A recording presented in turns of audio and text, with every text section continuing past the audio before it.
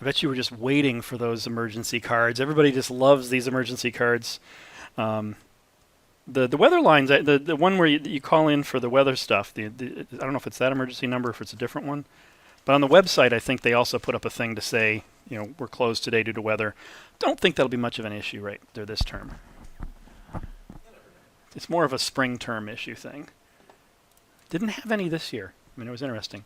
So what I wanted to start with today was talking a little bit about the biggest DSL I work with, which is one that I use for generating the course site that we have here. So the course site that we've got, I got really sick of dealing with Blackboard because Blackboard's a pain in the butt. And from an instructor point of view, you have to constantly click add a page, then click edit the page, go in there, type some stuff in there. And you know how wonderful the little editors are, right? Try editing, a couple hundred web pages in that editor, and you'll know just how bad it is. So I got it down to this process where I record my videos and I put them up on Kaltura, which I don't know if you've noticed, but there's it's not in here because that's the wrong course. It's in my Android class. I actually have the My Media module here. And so when I go there, I mean, you guys wouldn't see anything, but when I go there, I get all the videos for the course that I uploaded there. And so I upload them there. I go into each one and go to the shared link and grab the ID out of there. And then I put it into my DSL so I can generate links to it from the stuff that I create. So what the course website looks like, and the Android course is very similar to this, is from this course content link. This course content link, everything you see here is a SCORM module. That's I can't remember what it stands for, but it's a standard teaching bundling mechanism. So it's basically a website that has a whole bunch of links within each other and things like that. So everything that's here is generated from my DSL. So I have the About the Course, which has all that information, the outline, which is linked to other parts inside here. So if you click on the links in the outline, it jumps to the modules. Each of the modules, probably it'd be better if I showed you the Android class. It's a little bit more interesting.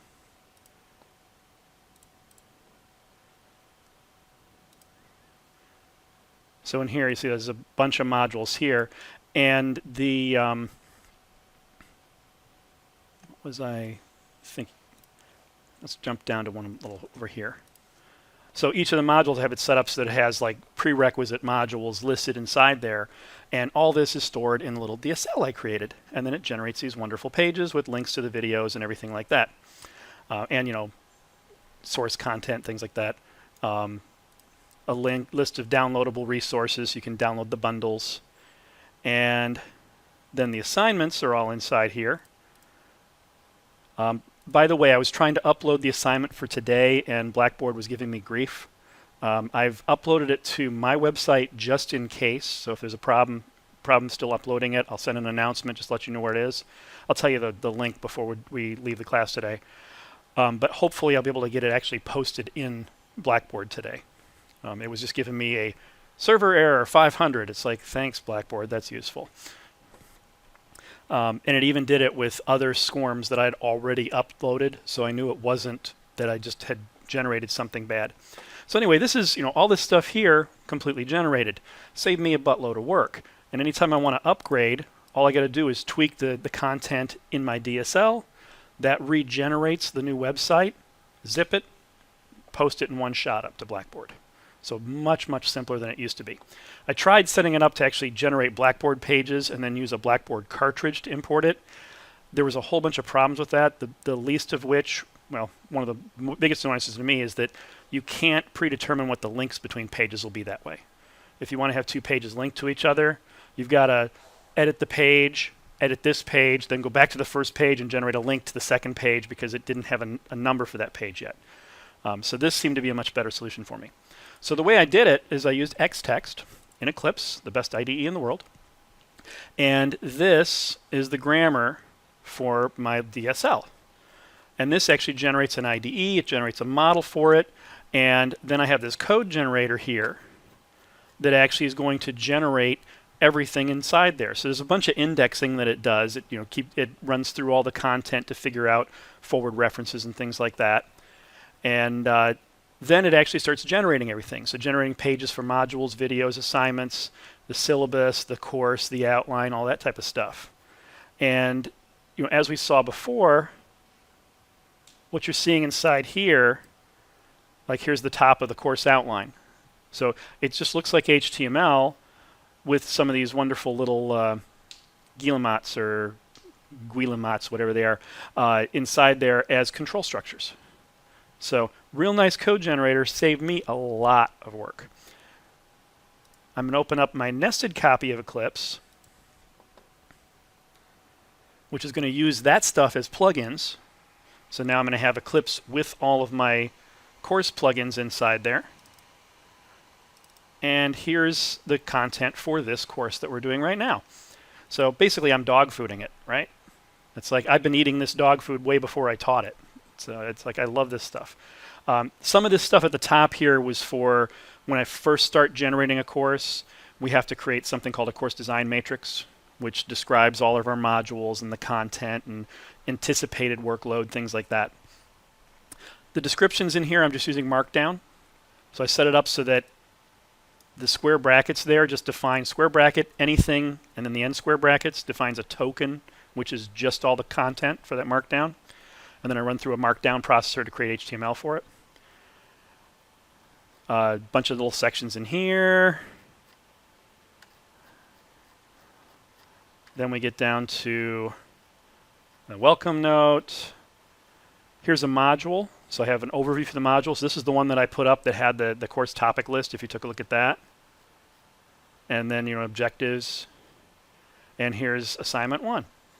And then down at the bottom of this sucker, I have the schedule, where it's going to automatically compute which weeks are which. And I can put a little tag in there to say that there's a break coming up. So this thing, all you got to do is edit it, save it, boom, I get a new site generated. So this is kind of an example of taking this to a level where you can really get a big bang for a buck out of this. Took a little while to write the generator, but not that much. And then it's evolved over time a little bit here and there. Any questions on that? So that's, if you're wondering, what does he know? What has he really done? It's like, I really use this stuff all the time. And then at work, I use it a lot too. Okay. Now, I also wanted to show you, where's the...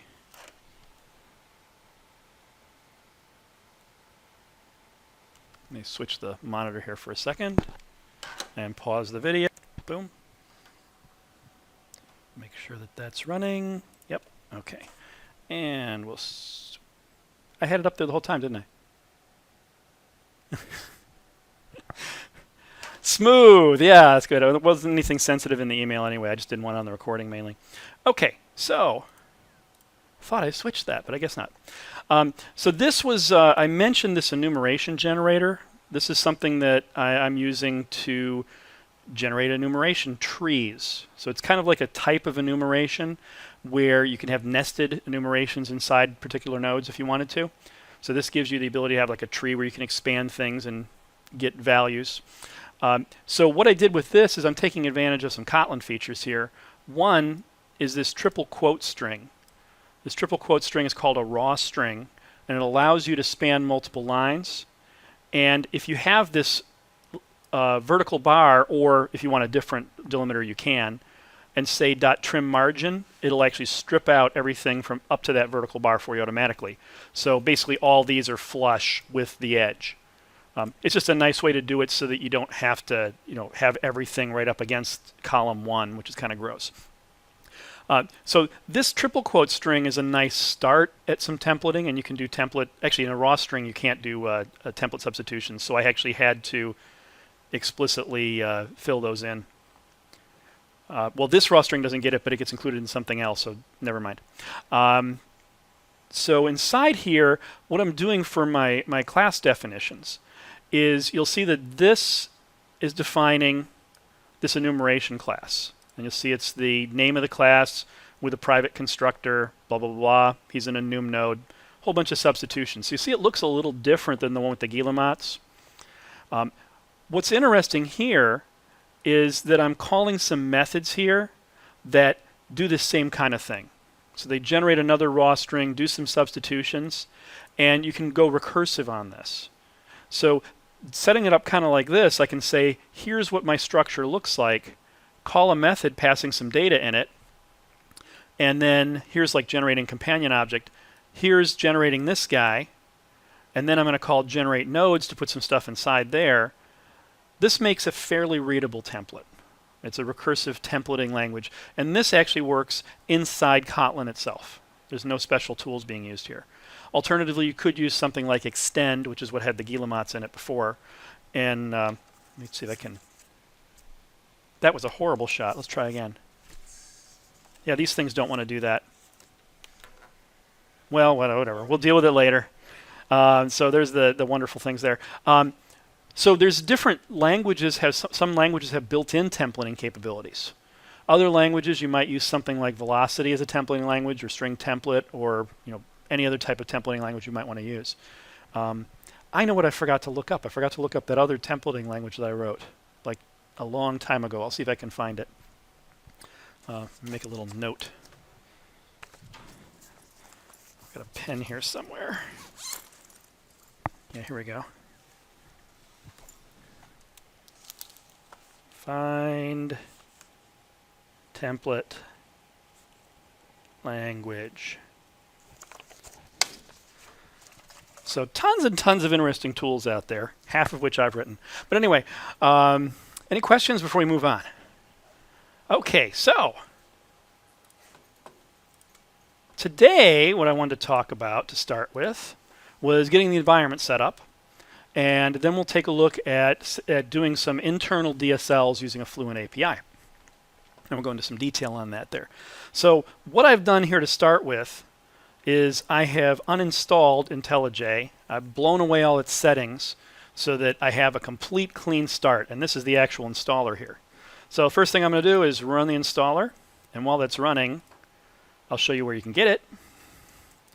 If you look for IntelliJ Community, you want to download IntelliJ IDEA, and you can grab the Community Edition. Now if you have the license, you can use Ultimate, that's perfectly fine. But the Community Edition is free. Okay, you download that for whatever platform you're working on. Hello.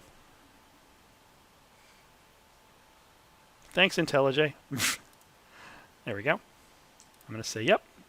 Yep. Are you just using IntelliJ because the Kotlin stuff is built in? The Kotlin stuff's built in. Yeah, they have good Kotlin support for that. You could use other IDEs if you wanted to, preferably with something like Gradle, so that you can suck in the dependencies you need and actually use the plugins. The Gradle plugins for Kotlin work really well. Eclipse does have some Kotlin support, but it's not quite up to as date as IntelliJ. But if you prefer Eclipse, yeah, that would work. I would like you to use IntelliJ for this class, just so I have everybody on the same base, and if people have questions, I can direct you in the right way, and I can actually see what you're seeing. I'm going to create a shortcut on the desktop. I'm not going to create any associations. I made the mistake of doing that before with the Kotlin files, and when I double-click the Kotlin file, it's like, crap, IntelliJ is starting, when all I wanted to do was just open it up in a dummy text editor. I'm not going to install the JRE x86. One thing to keep in mind here, earlier today, I downloaded Java 10 and installed Java 10, then tried going through this process, and it barfed on me. IDEA does not like Java 10 yet. It can't understand that it's Java 10. They do some string matching. Basically what IDEA does is it says, run the Java version command, and then parse the string that comes back. And it's expecting it to have the word version in it, and it doesn't, and it says, I have no idea what that is, even though it says Java 10. Apparently, the actual Java distribution is off of its spec, because its spec says that it'll have the word version in there. So it seems like it's more of an Oracle bug than an IntelliJ bug, although I'd prefer to blame IntelliJ. Than Oracle? Boy, honestly, I have had much less trouble with Oracle than I have with IntelliJ. Oracle is such a evil. Oh, they're evil as anything, yeah. Oracle is evil. But the stuff that they have generally works. I guess that's kind of the difference. I mean, IntelliJ is just ugh. So we'll wait for a minute here, and this is going to uninstall everything. I'm glad I'm not running this on my work laptop, or this would have taken the whole class period to install. Unfortunately, they put so many wonderful virus scanner type things on our computers that, extracting things, zip file, you'll see that this isn't going to take very long, but extracting this, just the extraction part would probably take about 10, 15 minutes. Da, da, da, da, da, da, da, da.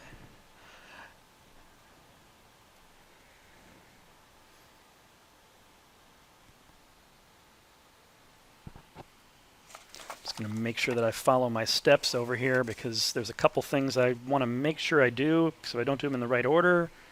It will be painful. So just, I uninstalled Java 10 and I'm running Java 8 again. And when I went to the Sun site, Java 9, it wasn't showing up in their list. I'm not sure why.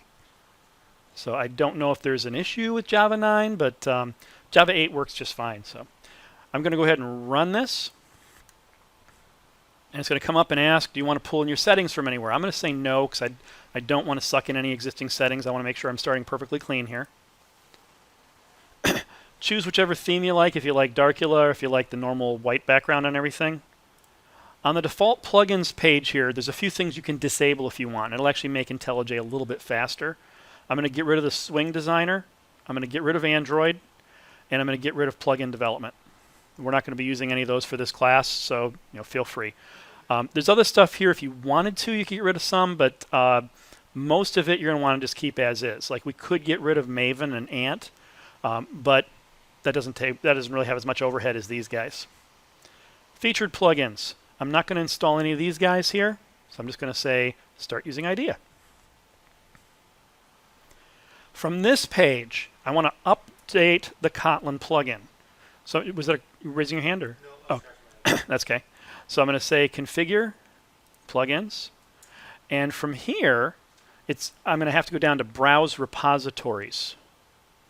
So hit that browse repositories button, and I'm going to type in Kotlin. And then scroll down till I see the one that just has Kotlin as its name. And then hit update.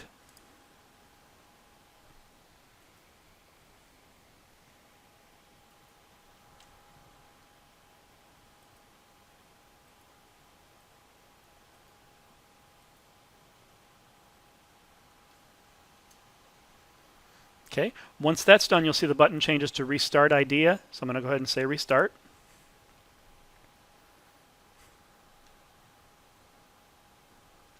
And I think I have to hit OK here to make it actually go and do its thing. There we go. Restart. My office mate seems to think this is a good IDE. Okay, so now we got it started. Kotlin's been updated. We're going to create a project. So I'm going to say Create New Project. And I want to choose Gradle as the type. If you choose Kotlin, it's going to create one that just automatically builds whatever Kotlin's underneath there, but you're not going to get all the dependency management and fun stuff that Gradle brings for you. So we'll start with Gradle, and then check the box next to Kotlin with Java in parentheses. All this means is this is Kotlin running on the Java virtual machine versus Kotlin running in JavaScript or the multi-VM stuff that they're playing around with right now. Hopefully, they're going to be getting Kotlin working on iOS really well. There's some experimental stuff they're doing on it now. I would love to be able to write the same Kotlin model code and have it run on Android and iOS, and then just have to deal with the GUI stuff independently for each one, or platform specifics. Now up at the top, you'll see it says No SDK. I'm going to hit New, and I'm going to surf down to Program Files, Java, and then select my JDK directory. Make sure it's the JDK directory and not the JRE directory. And then hit OK. You should see that not be red up there. If it's red, that means it can't find it. Okay.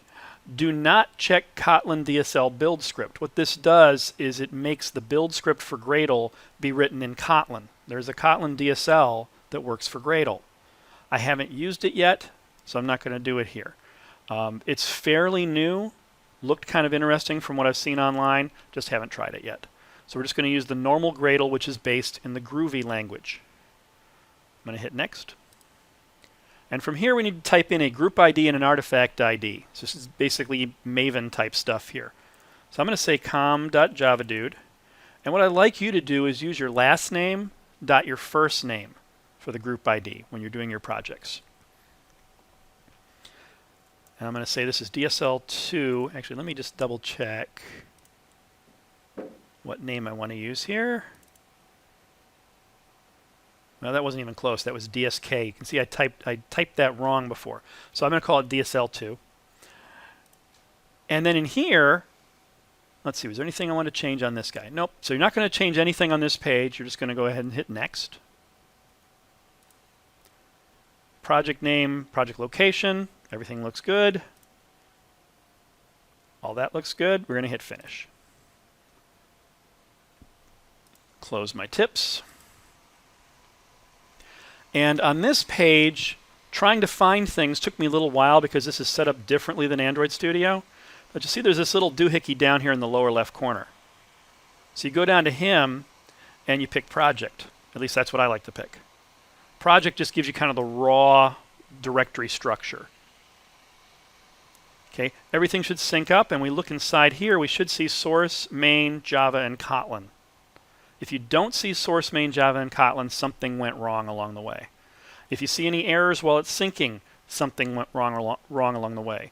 I saw one today where when I was creating the project, I tried checking the box at the top that said auto import, and it ended up creating twice the content in my build.gradle file.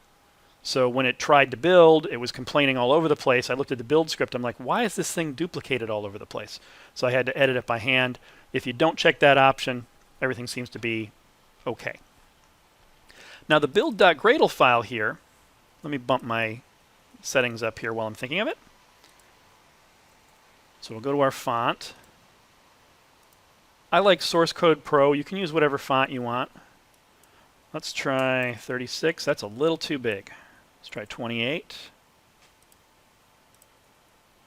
How's that? Is that okay?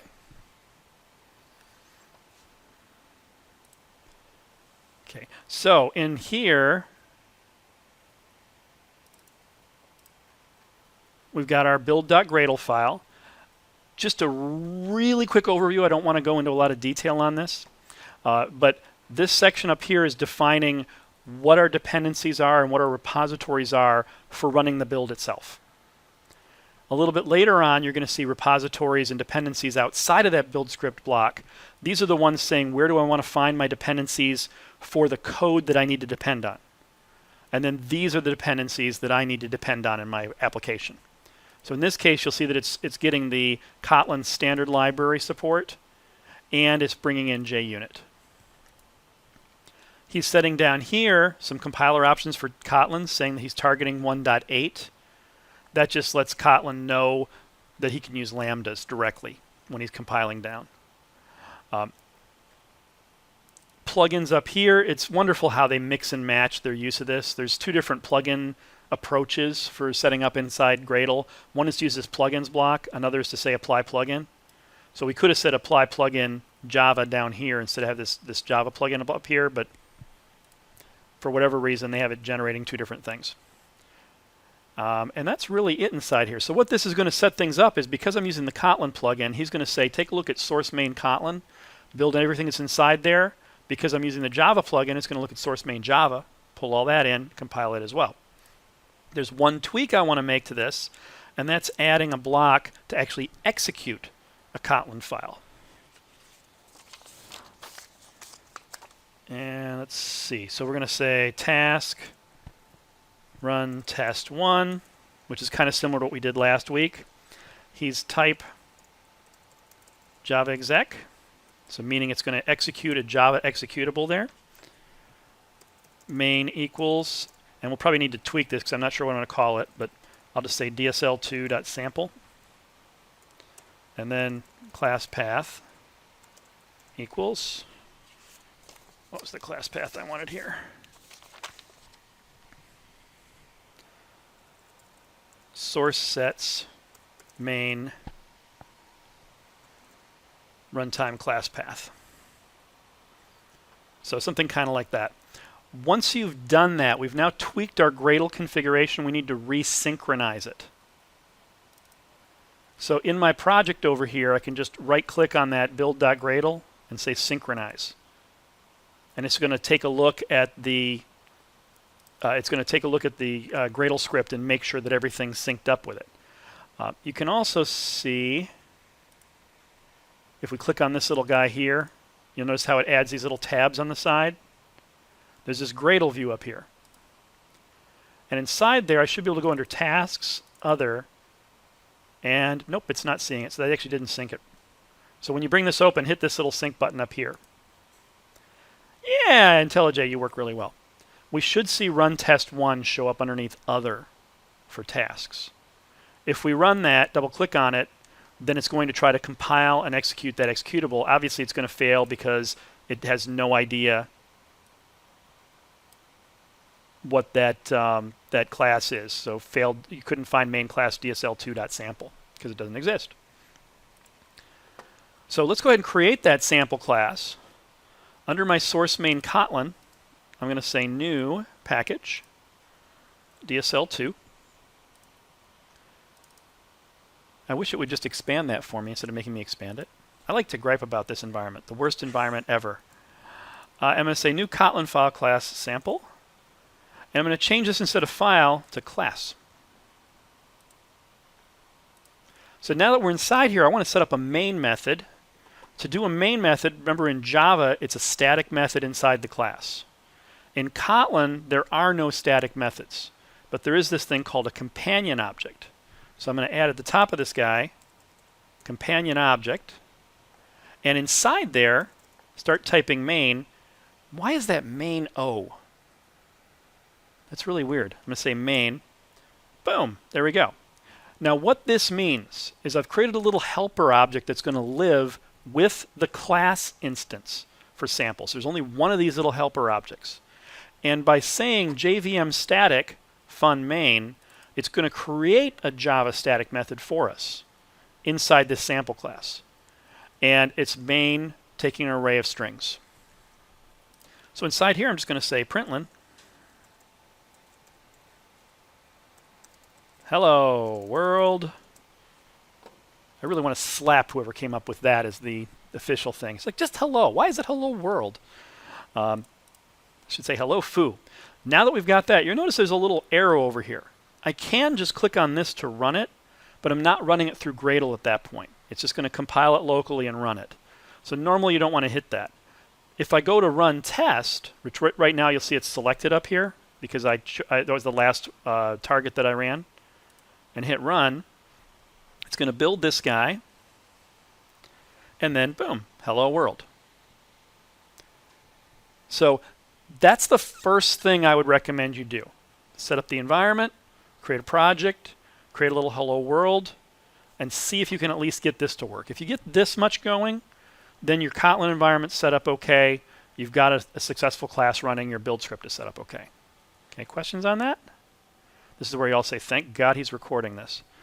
The only thing that I didn't get was how I get the first step that created under the project where it says source main and there was originally nothing under there. Well, just Java and Kotlin. Right. That never popped up for me, but it never said I had a build problem. Do I just have something not right? Did you have it? Oh, you're following along. Okay. I'm trying to. Yeah. Did you do the Kotlin upgrade up front? I did it last time. I'll try it one more time. Okay. Because that's usually what the thing was. And then when you created the actual project, you chose the Gradle project. You checked the Kotlin box. Yes, Kotlin Java. Okay. I'll try So that should have worked. Okay. If it's not, if it still doesn't come up, let me know at the break, and we'll take a look. But yeah, if anybody has any trouble with it when you're trying at home or anything, post on the forum, and we'll see if we can get it shaken out. Hopefully, it'll all work. This seems to be consistently working for me now.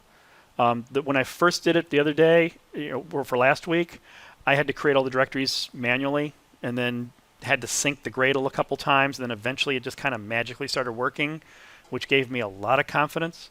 But today, it's like I've repeated this 4 times now today, and it's worked every time. So I'm comfortable with the steps, as long as we follow all the steps. Now, there's a couple of other tweaks that I want to make because I'm an Eclipse guy. So I'm going to go to Settings, and key map. I'm going to switch the key map up here to Eclipse. Now there is, if you like, there's Emacs and I thought there was a VI binding, wasn't there? There's probably a VI binding you can download. I'm pretty sure there is. But I'm going to switch it to Eclipse, and then I'm going to go over here and say duplicate and change it to Eclipse with my initials, side angle side. And then inside here, I'm going to fix up a couple little things that they got wrong. So one thing that they're missing here is Control-Alt-Up as well as down. In Eclipse, Control-Alt-Up will copy the block above where you are. Control-Alt-Down will copy it below where you are. I just like to have it there in case I accidentally hit Control-Alt-Up instead of Control-Alt-Down to copy a block. In either case, it'll copy them below. But it's better than not having the command do anything. I'm going to also fix up join line, which for some reason, whoops, they defined as Control-Shift-J, but Eclipse actually has it as Control-Alt-J. And these are things I use a lot, so my fingers just do it without me even thinking. And then I'm also going to fix up move. The way they have move set up is really, really awful. It'll move the selected lines by holding Alt up and down, but then they stop at the top of whatever block they happen to currently be in. So it's scoped. And the first time that hit me, I'm like, why is my key not working anymore? But it's actually, it stops at whatever curly braces are surrounding, which I think is just an awful choice. So I'm going to go to move line, and why am I not finding him? So move line down, move. So you see how it says move statement up and statement down? That's what it's assigned to start with. And that's wrong. That's not how Eclipse works. Eclipse just lets you move lines around all over the place. You're going to see me doing this a lot. I'll use Control-Alt-Down to copy a block, and then I'll use Alt-Down or Alt-Up to just move that block wherever I want it. And I do that a lot instead of Control-C, Control-V, which takes a lot longer. So I'm going to change the move line down to Alt-Down arrow, and move line up to Alt-Up arrow. Now, even if you like the IntelliJ key mapping, I don't think they have those two mapped by default. You may want to map those. Those are really, really useful. Okay, and I made the font bigger, and code completion. I'm going to turn off auto display code completion because that sucker keeps popping up as I'm moving around and typing, and it drives me insane. Okay, so I got those, got all that. That's the setup. I think we're in pretty good shape with that guy. So what we're going to talk about today are several types of internal DSLs and how they're related to each other, types of things you can do with them. There's a few little details I'm going to get into that Fowler doesn't cover, but he covers these things pretty well, and I like what he does with them. He's also really consistent on his terminology. I unfortunately am not quite as consistent as he is, but he has a habit of highlighting words all over the place. So you have like little phrases like context variable or function sequence. And if you're looking at, does anybody have as an ebook as opposed to the book? The ebook's nice because everything is really heavily linked, and so you can jump to the description sections really easily there. Gradle projects need to be imported. I'm going to go ahead and hit it and see what happens. Watch my thing get blown up. It didn't seem to make any difference. Make sure this still runs. Yeah, okay. So what I'd like to do is we're going to be using some internal DSLs to help load up some objects. Most typically this is used for a builder pattern, and I use the word builder pattern very hesitantly there. In the Gang of Four patterns book, the builder pattern is very different than what most people think builder pattern means. The builder pattern in the Gang of Four book is you basically have an object that's a guy who's responsible for building, and he delegates specific responsibilities to plugins. The way I like to describe that was I had a house built back in the late 90s, and I talked to a general contractor. And the general contractor is responsible for organizing the more specific contractors to do the work. So he has the general idea of how the house should be built. But then you have a bunch of specialists who can do the drywall, who can do the foundation, who can do electric, who can do plumbing, who can do the sewage, anything like that. And he delegates that task. So he acts as the director in that pattern, basically saying, hey, foundation people, do your job. Hey, drywall people, do your job. Hey, plumbing people, well, probably plumbing before the drywall. But that's the whole idea, is he directs which order things go. And if you wanted to, you could plug in different experts. Now, what people think the builder pattern is, is one where you have an object with a bunch of little helper methods that let you fill in the details along the way. And that's actually what we're going to look at today. I just like to point that out because they're actually two very, very different builder patterns. And sometimes that gets confusing. The Gang of Four one isn't used as much. So probably not that big an issue. Most of the time when you talk to people, if you say use a builder, they will probably get what you mean. Okay. How many people here have used what they think is a builder pattern? Okay. This, not the Gang of Four one. Probably not the Gang of Four one. Probably not the Gang of Four one, yeah. And as far as Gang of Four is concerned, I'll bring up different patterns from them here and there. One thing to note about patterns are not cookie cutter recipes. Patterns are, in my opinion, it's for communicating your intent. So you as a programmer, when you're talking to another programmer, if you didn't have a certain common vocabulary, you'd have to spend 20 minutes to describe what you mean. Like if you're trying to describe the observer pattern, you might say, oh, well, yeah, you have this object that people want to know when things change, and then you're going to plug in another object that he can call to say, hey, something's changed. And anybody can contribute one of those little objects there, and you have a nice separation of concerns. Now, that was a really lame explanation there, but as you can see, it's like it takes a little while to describe that. Whereas if you knew the terminology, you could just say, yeah, just use an observer. And anybody else who knows the same pattern would be like, yeah, no problem, I know what you mean. Which is basically just a callback. The idea, though, is that kind of a communication can be implemented in a bunch of different ways. You can use a callback. You can use an object that you plug in as a strategy. You can use delegates in C#. You can use function pointers. Yes, I said function pointers. It doesn't even have to be OO. The concept is still the same. There's just any number of implementations. If I said it's an observer pattern and I'm using function pointers, people would still get what I was thinking when I wrote that code. And that's really kind of the key there. If you can get your maintenance programmer into your mindset so that they can say, oh, I see what he was doing here, there's a much better chance they're going to be able to maintain that code. Even if they still have to read a bunch of code, they know what you were thinking when you went down that path. So that's really, I think, the biggest benefit to design patterns is giving common terminology. And that's something, what Fowler did in this DSL book is he tried to generate specific terms and use them very consistently as names for patterns.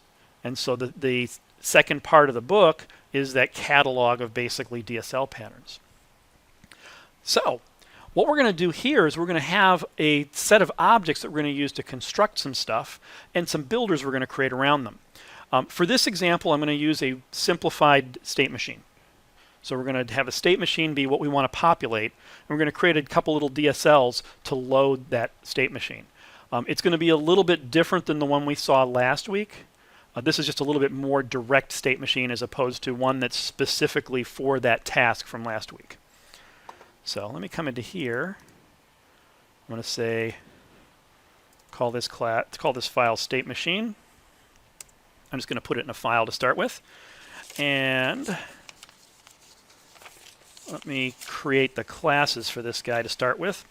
One of the things that I want to do to make this simpler is instead of using strings to represent things, because, hey, strings are, messy and error prone, I'm going to use enumerations to keep track of the names of the states and the names of the events in here. So I'm going to start off by saying, first of all, I have an interface called iEvent and an interface called iState. I'm just going to use these as marker interfaces.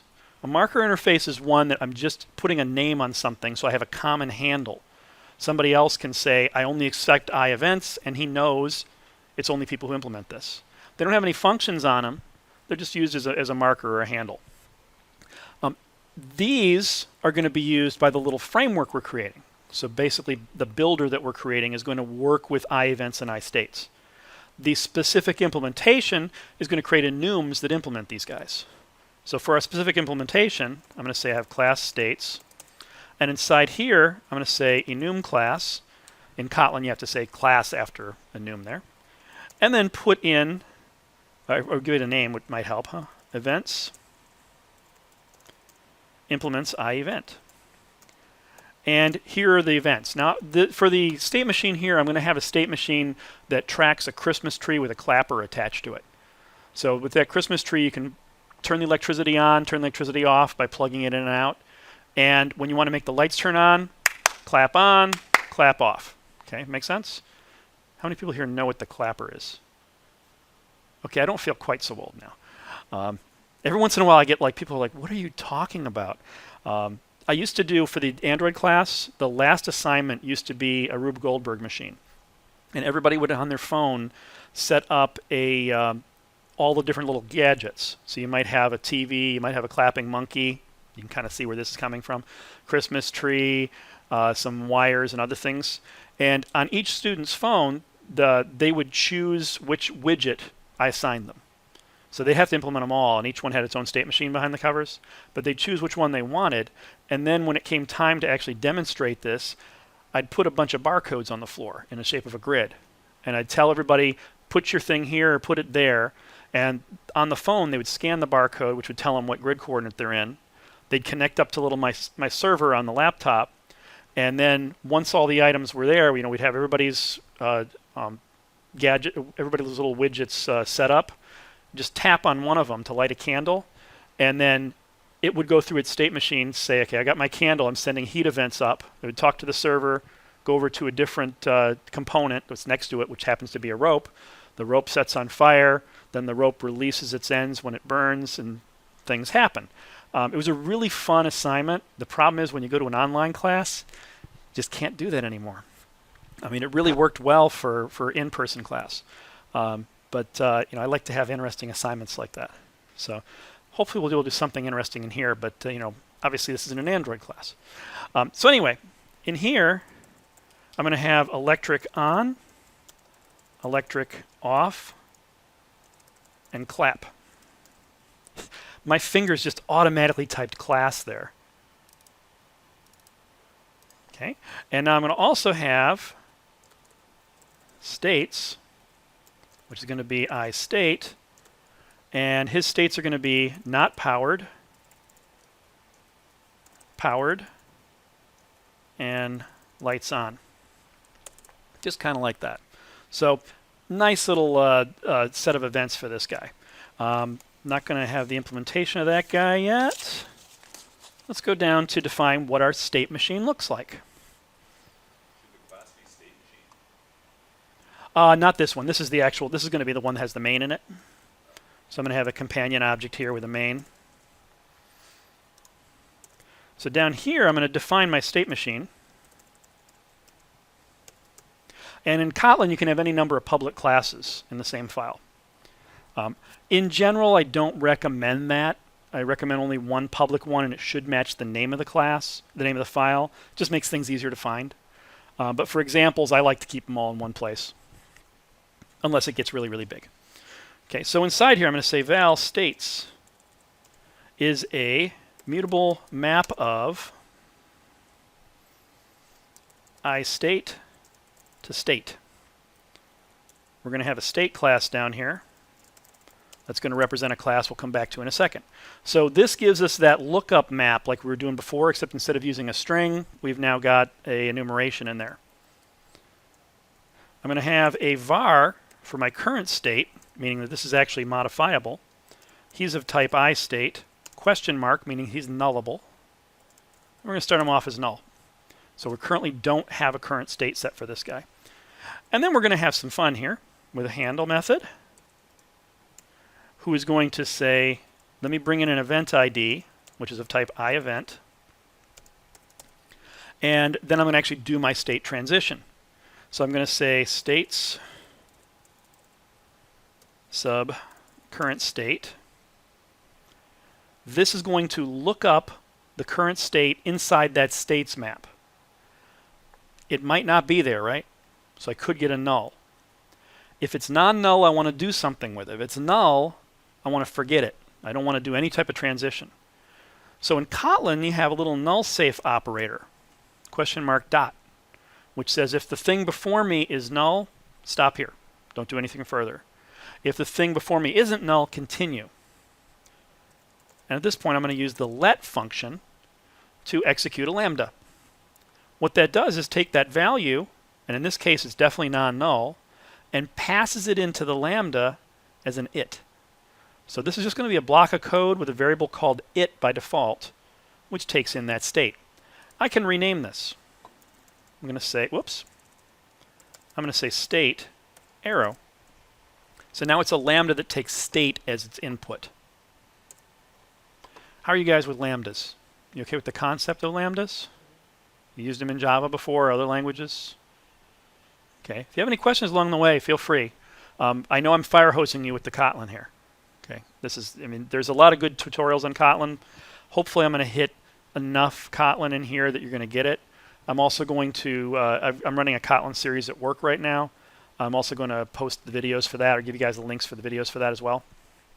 Okay. So if that state is non-null, it gets passed into this block. And then I can say state dot transitions. Oh, I didn't define that yet, did I? Let's come down here. Say val transitions equals mutable map of I event to I state. So this is going to be a map of our transitions based on the event coming in to a target state. So I'm going to go to my transitions map.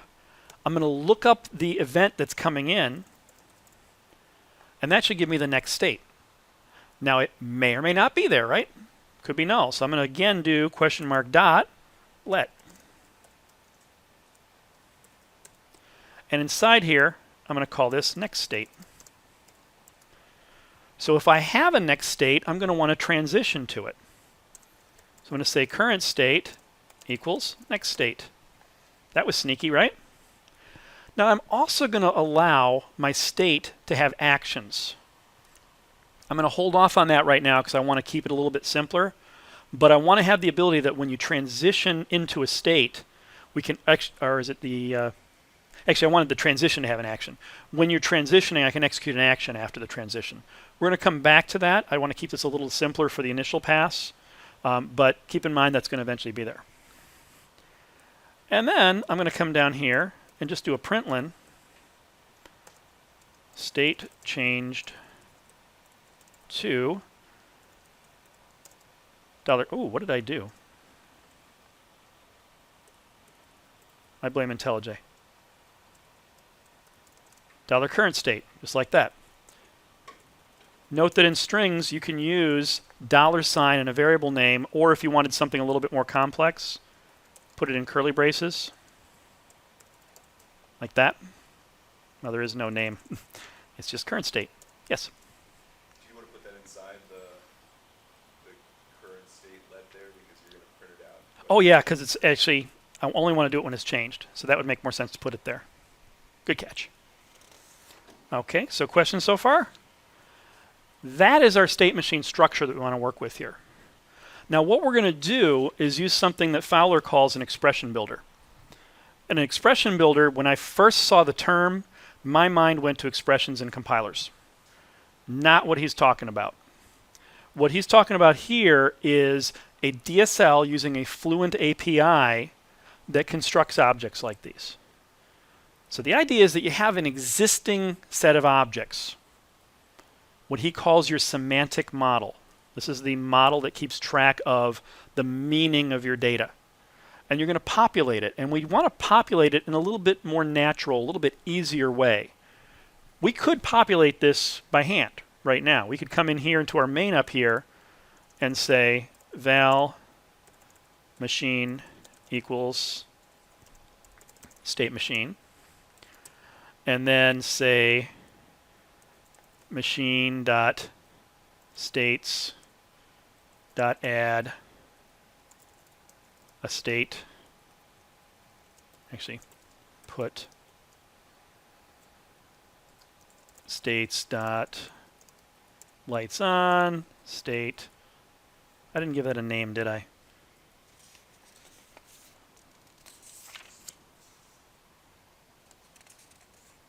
Actually, I wanted the state ID in there.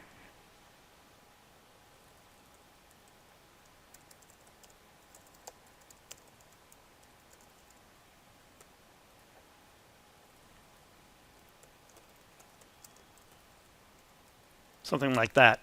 And I could put all this code in here. Well, they want me to convert it to an assignment.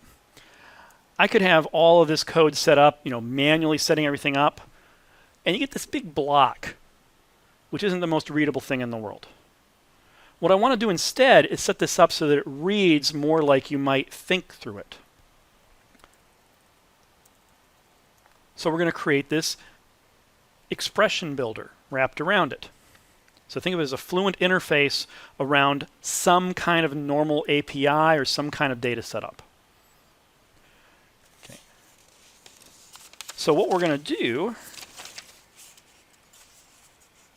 which one do I want to start with here, is let's take a look at what we might want this API to look like. So just kind of a rough sketch of this. If I said state machine as a function, that can start my building for me. Then I want to execute other things after it. So maybe I say I have a state here with states.lightsOn.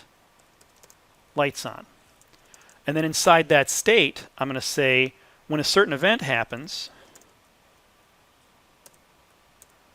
then I want to go to, got to put a go to somewhere. Nobody uses them anymore.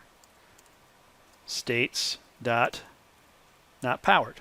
Something kind of like that. And then I could also say, if I had a clap, I'm going to go states to powered. Something like that. And you can start to see I can build up my state machine here. And that's a fairly readable way to represent this. Now, readable to programmers, I should say. Maybe non-programmers might kind of figure out the gist of what's going on there. Maybe not. Depends on how technical they think. But kind of readable, don't you think? It's starting to approach there. Now notice that I don't have any dots or semicolons or anything like that in there. This is where we start to think about how we want to implement this stuff. One of the first types of ways you can implement this, and I don't really think I've ever seen anybody do this, but he talks about it in the book. He calls it a function sequence. And if we did exactly what I have written there, notice that there's no dots in between things. I'm just calling functions. This is a sequence of function calls. And this would be doable. But you're going to need a lot of variables to keep track of this. And everything is pretty much global, or at least it's in the scope of whatever I'm inside of here. Now he talks about object scoping, and you'll notice here this is inside this states class. I've actually scoped it within an object here. So it's not going to pollute my global namespace when I add these functions. But I could use this and just implement these functions and keep track of things. Let's give it a try. Let's see what ends up happening. See if I can actually get it right. So I'm going to start off with fun state machine. And what do you think he's going to have to do?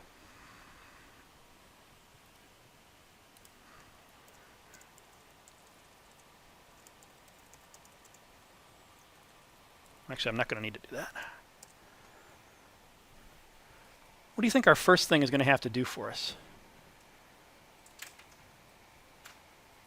We need to create a state machine instance, right? And then keep track of it somewhere. Seems pretty simple. So I'm going to create a variable up in here. We'll say var machine of type state machine. I've done that like 6 times in a row now? Okay. Just like that. Oops.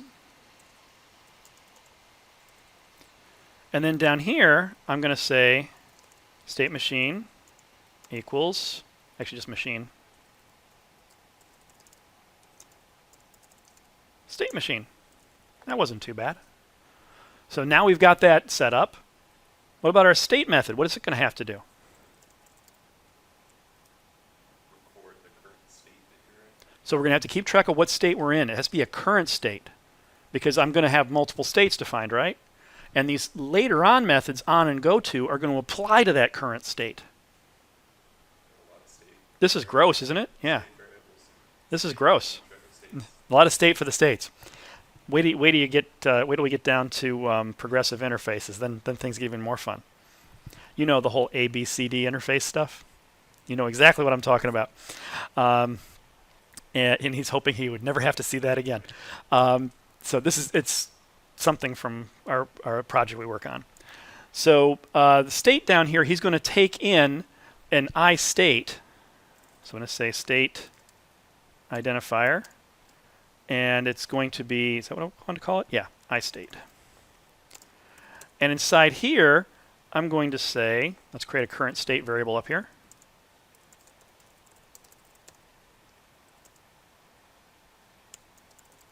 And we can do this a few different ways. We can actually create a state object at this point, or we can create a state ID and hold on to it and then wait to create the object at the last minute. However, I'm going to need to use that multiple times with the on and the go to. So I'm probably better off just creating the state object up front and keeping track of that ID. So I'm going to keep track of my current state ID and the state that I'm currently building up. So inside here, I really actually don't need both because the current state actually has the ID inside of it. So current state equals state with the state ID passed in. Just like that. Now we have our on. This is where we're starting to set up a transition. Now that transition is going to be put into that map, but I need to keep track of the event that I'm currently building up. So I come back up here again, var current event is an I event equals null. And then we're going to say fun on event ID. And we'll say current event equals event ID. Let's actually call that current event ID.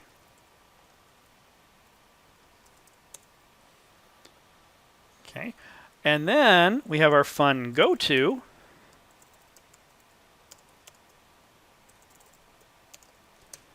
And this is where we can actually start pulling this stuff together. So we're going to go to our current state. And I'm going to be bad and assume it's not null. That's something you really don't want to do at this point. You know, actually, let's do it this way. I'm going to say current state question mark dot. So if the state is non-null, I'm going to work with it. I'm going to go to his transitions object and say current event ID in that transitions array equals state ID. I did go by state ID there, didn't I? Yeah. Okay. And here,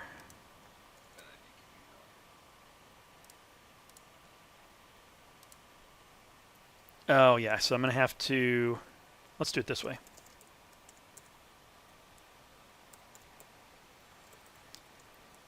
So what I'm doing here is saying, if the current state is not null, I'm going to execute this block passing in state as it.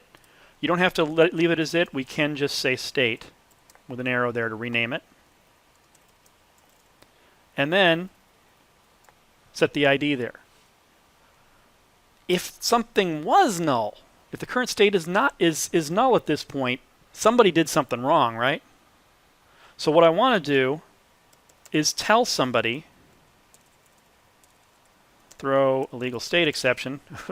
Word state is getting used all over the place here. You didn't define the current state before the on go to. Something like that. Or they didn't define the current The current event ID we should do something similar with, right? So we can come up here.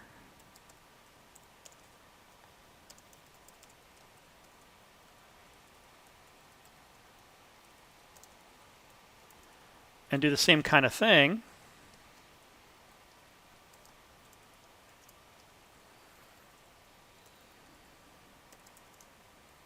Oops.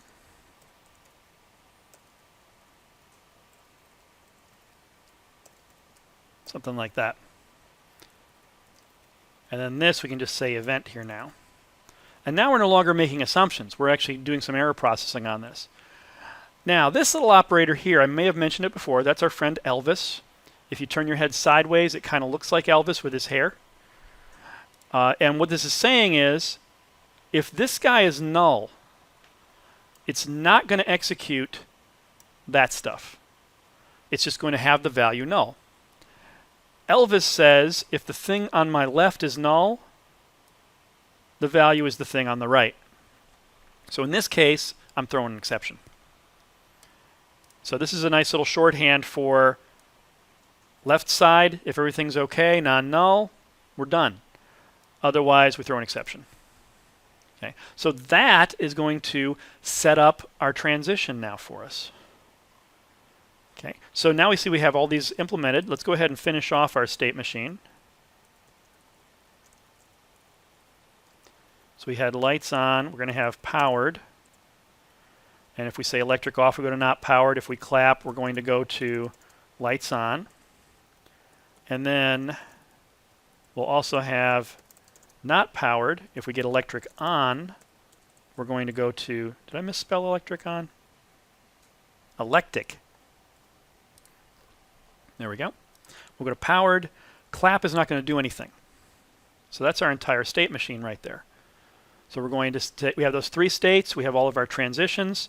The one thing I forgot was our start state. So what I want to do is have another function here called start state, which is going to take in a state ID. And he's going to say, go to my machine and set his current state to state ID. And once again, question mark there. We can do the same kind of trick here. I'm just going to go ahead and say it here. And whoops. It dot current state is state ID. There we go. Otherwise, throw our exception. You called start state before state machine. Something like that.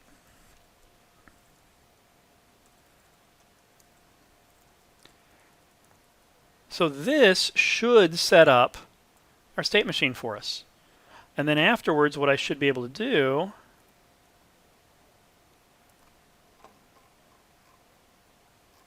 where's my main? Oh, he's right up here. At the end of my main, I should be able to say machine.handle. And I'm going to assume it's not null there. Well, no. I'll be nice. We'll just have it not do anything if it's not there. We'll say events dot electric on, electric off, electric on, clap, and clap. Something like that. And let's try running this guy and see what it does, if it does anything. Oh, not running this one. So this will be states. Let's create a new run test for this one. Call it run test 2 states. Sync up our Gradle, run test 2. And he didn't seem to do anything, did he?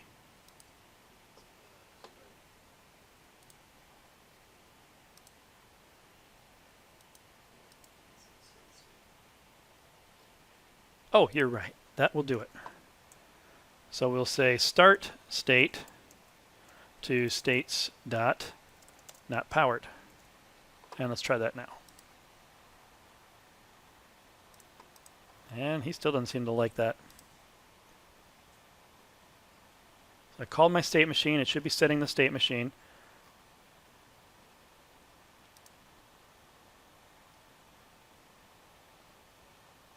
Are you ever adding them to the machine?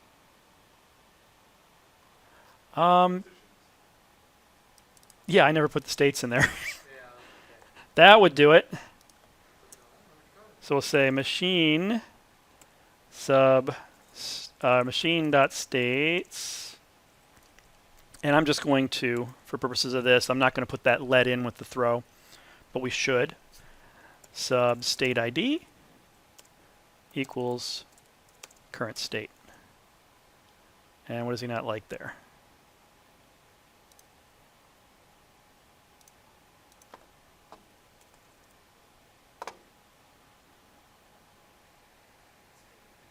Can infer parameter v. Current state is a state.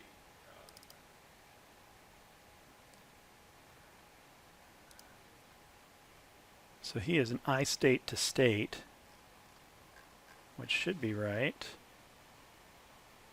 Is somebody's nullable? I think it's no, he's not nullable up here. And current state shouldn't be nullable. Oh no, he is nullable. Oh, he's nullable up at the top. Yeah. We know at this point that it's definitely not null, so we can do that. Okay, now we'll try this. That's better. So we'll see this says state change to powered, then not powered because I did electric on, electric off. Then I do powered again because I did electric on. Went to the lights on because I clapped. Went back to powered because I clapped again. Make sense? Okay, so that worked. But man, that's gross. I mean, notice all the extra checking we had to put in there to make sure that everything was okay. And we've polluted the namespace of this overall guy here with all these extra methods. So we can get smarter on this. Let me create a state machine 2.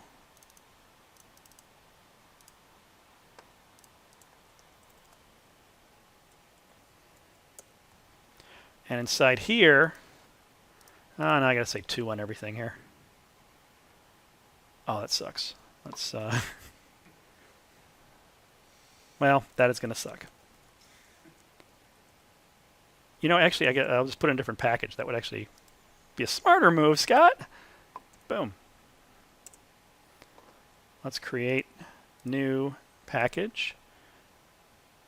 DSL 22.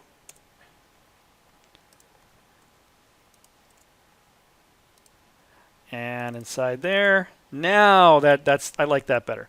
So the problem, one of the problems here is this is just a list of functions. I could call them in any order. I could call any other functions in the middle of here. Who knows what's going to go on?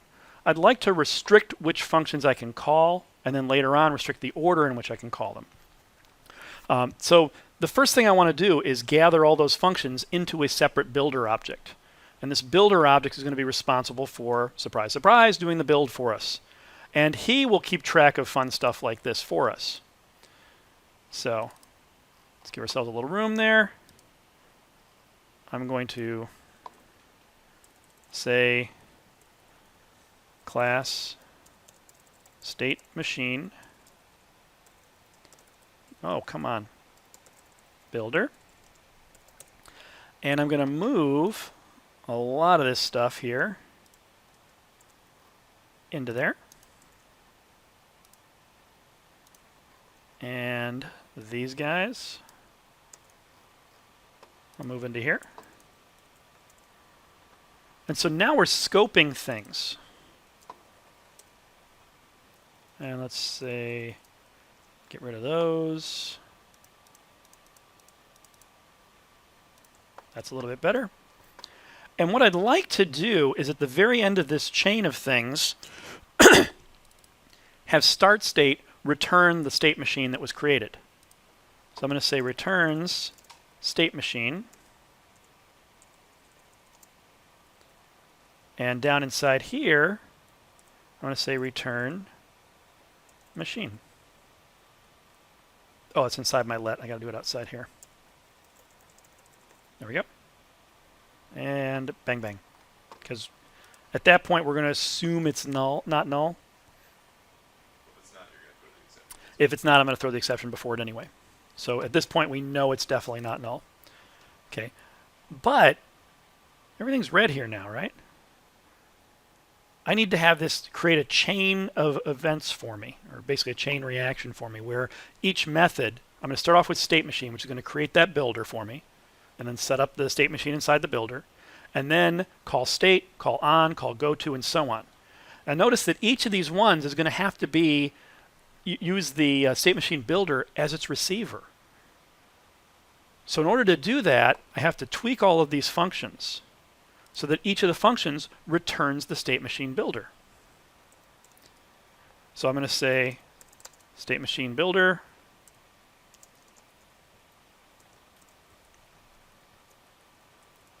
on each of these guys, except for start state, which is the end of my chain. He's basically the actual thing that's doing the I'm done. I could have had an extra method called build that just returns it, and a lot of times you'll see that, but I'm just going to have my terminal be start state. And then each of these is just going to return this.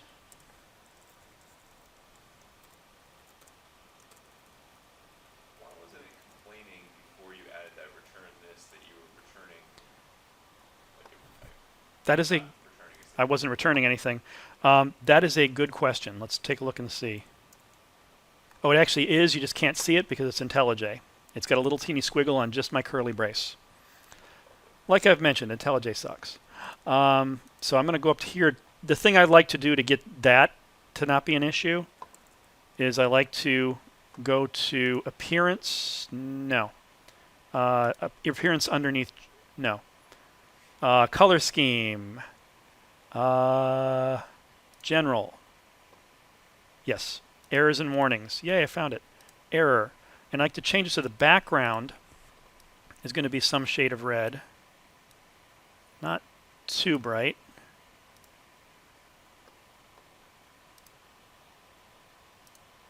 And there we go. So now it's actually a little bit more obvious. It's a little gross sometimes when you have a large block that's an error, but I find that a lot better than trying to figure out where's the error. I see there's errors over here, but I can't find it. So I will undo that, put him back, and now he's okay. Okay, so all of those are now returning that chain of things to happen. We need something to start this up. So we can either create the state machine builder and then call state machine, or have another function that creates our state machine to start with. I like just going ahead and say start with a new state machine builder. So we'll come up here and say state machine builder, paren dot, boom. And then in front of each of these guys, I'm just going to throw a dot. And then I'm going to have to fix my indentation because it's going to pretend to be helpful. This is one of the things that is very different about writing DSL code versus writing normal code. Normal code is you probably look like this, where you just have everything lined up. But to help improve readability,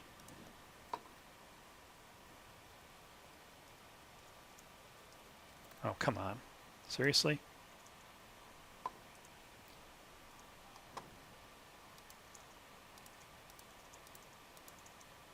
Oops.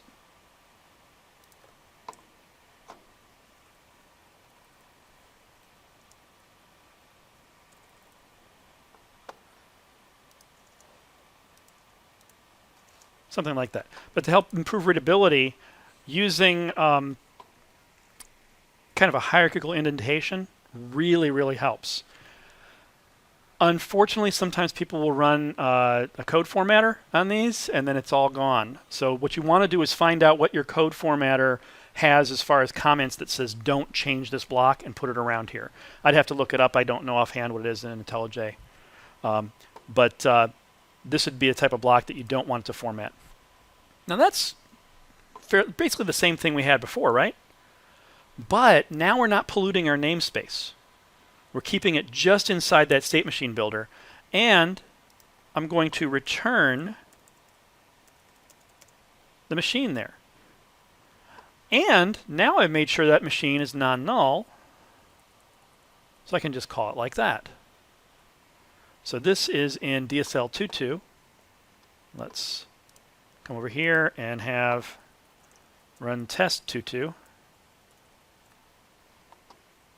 and see if that's going to work. Sync it. And there we go. So same type of thing we had before. Okay, questions on that? So this is another way to do it, and this is a little bit more common way that you'll see these things done. And let's come back into here. Okay, so questions on that? Unfortunately, we haven't fixed the ordering issue. We're still, yes, go ahead. I was thinking we should take a break. Okay, that sounds like good. Let's well, let me talk for 2 seconds, and then well, a little more than 2 seconds, and then we'll take a break.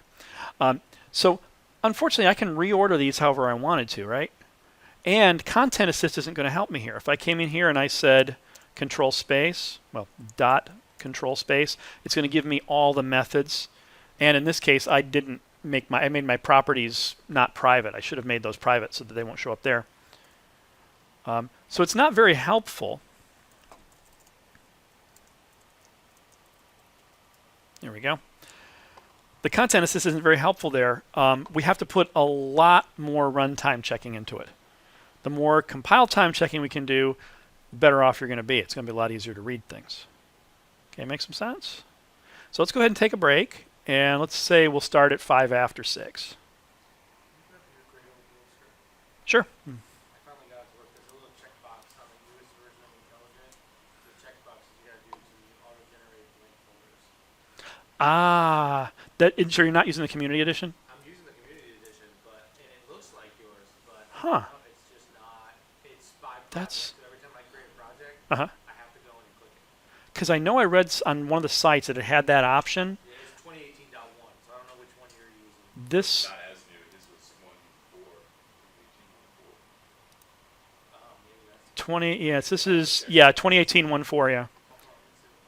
Double check, because they may have removed that option and they may have made it automatic. Because I know somebody mentioned it. Yeah, that's really weird.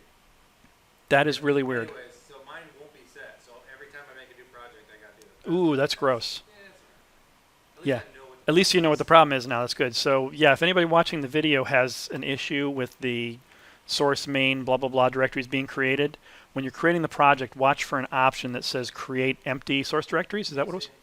File. Once you create the project, you go to File, Mhm. Settings, near the top, and then you go to Cradle underneath Compile and Build. Build, execute, deployment, or whatever is down there. Oh yeah. And you go to Compiler or Build Tools. Sorry. Cradle, and right there is. Use no, not create directories for empty content automatically. So yours did it automatically. Mine is doing it without that checking. So if you're not seeing those source main blah blah blah directories, make sure you check this box for create directories for empty content routes automatically. Interesting. That is really weird. But Tasks. 'Cause I'm way behind now. oh, okay. I'm going to go ahead and stop the video. Okay, so our next goal here is to try to get things set up so that we don't have quite as much of a problem with the order on these functions, so that things can only be called in a certain order. And there's a couple different ways we can approach that. The first way we're going to approach it is using nested functions. So instead of having each function called independently, you're passing the results of functions to other functions. So it creates a nested structure. And by doing that, it really forces you into a certain structure. Now there is a little gotcha on that. For the first pass we're going to take on this, most of these things are going to return objects that might be used in multiple places. So the nesting structure isn't going to quite be forced. You're still going to have some flexibility that you don't want, and we can fix that in a different way.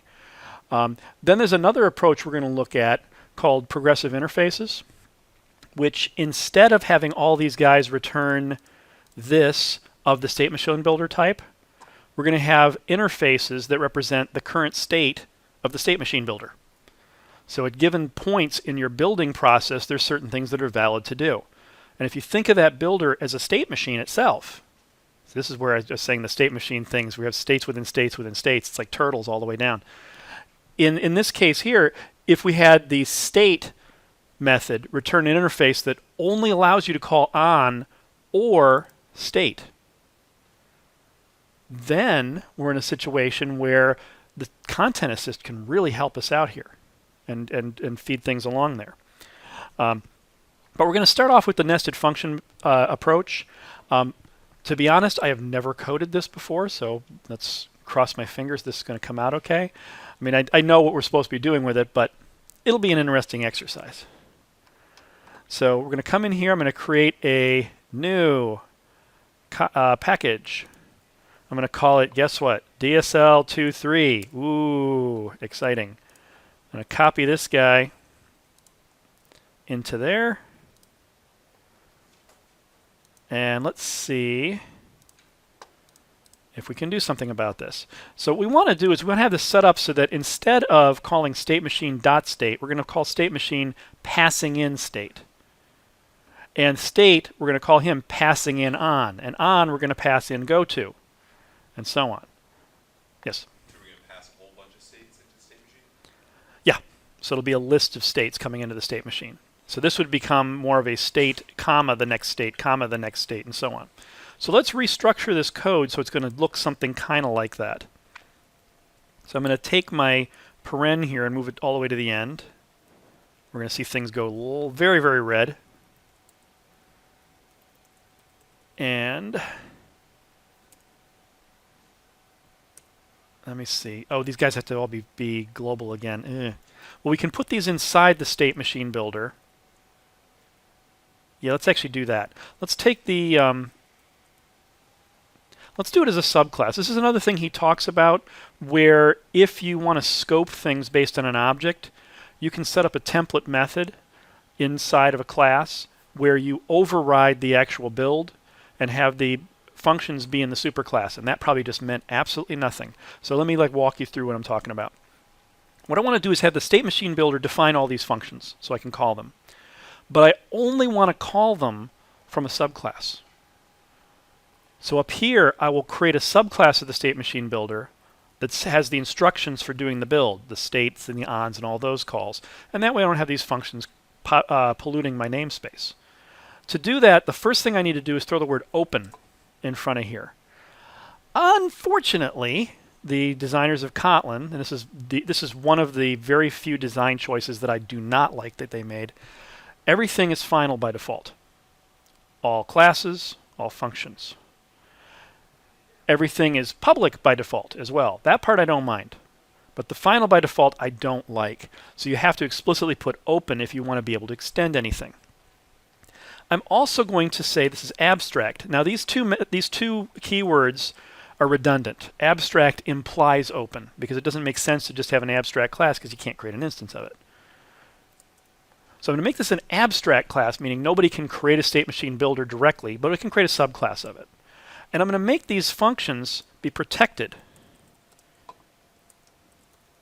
so that I can only call them internally. I can't call them externally. Now, unfortunately, in this particular example, I could call them externally because protected also means package. At least I think it does in Kotlin.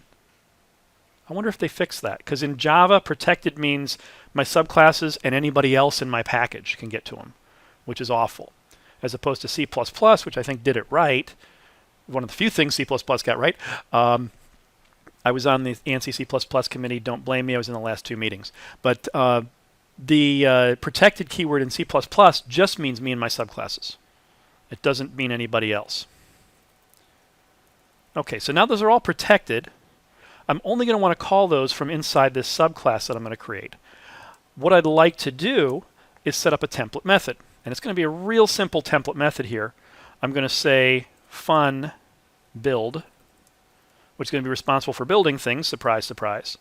And I'm going to have an abstract fun do build. And build, I'm just going to say do build. That's exciting, isn't it? Let's see, was there anything else I wanted to do with that? So that's going to set the machine. I actually want to return the state machine here.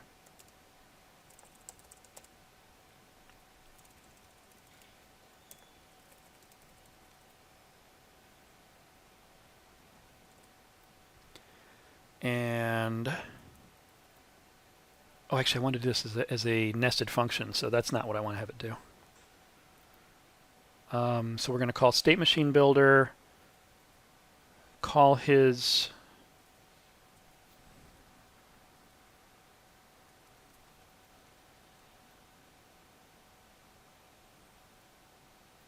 let's do it this way. I'm going to say return do build. We might as well just have the top level method be build. There's no reason to have that be. Yeah, let's do it that way. Oh, come on, Scott. Wake up. Abstract. There. That's better. So this is going to be the main method we're going to call from the outside. So we'll say machine is state machine builder.build.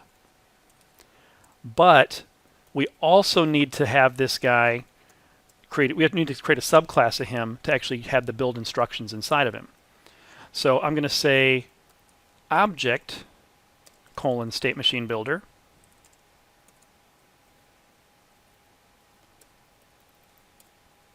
Dot build. And then inside here, I need to implement. Oops, wrong one. Over here. That guy like that. And actually, I do need parens on him. So here's where my build instructions are going to be. I'm creating a subclass of state machine builder. This is exactly the same as creating an anonymous inner class in Java.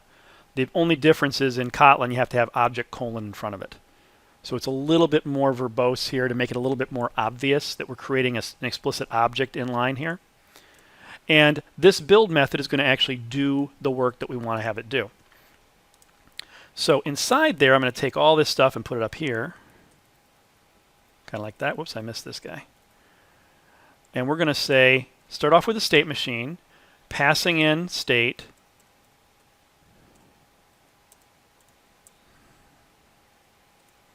passing in on, passing in goto, and that's going to be the end of the on. And then we're going to have another on, passing in the goto, and then that ends the state, comma, and then we have state powered, comma. I didn't say I like this approach.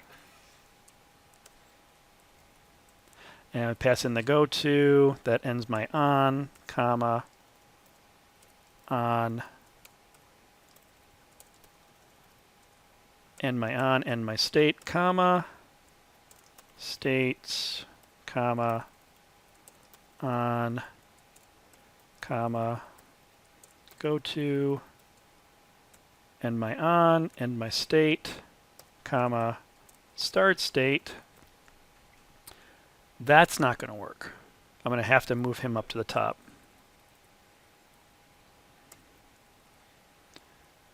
And that ends the state. That ends the state machine. There. Now, obviously, a lot of red right now because I haven't tweaked everything there. But let's structure this a little bit better now.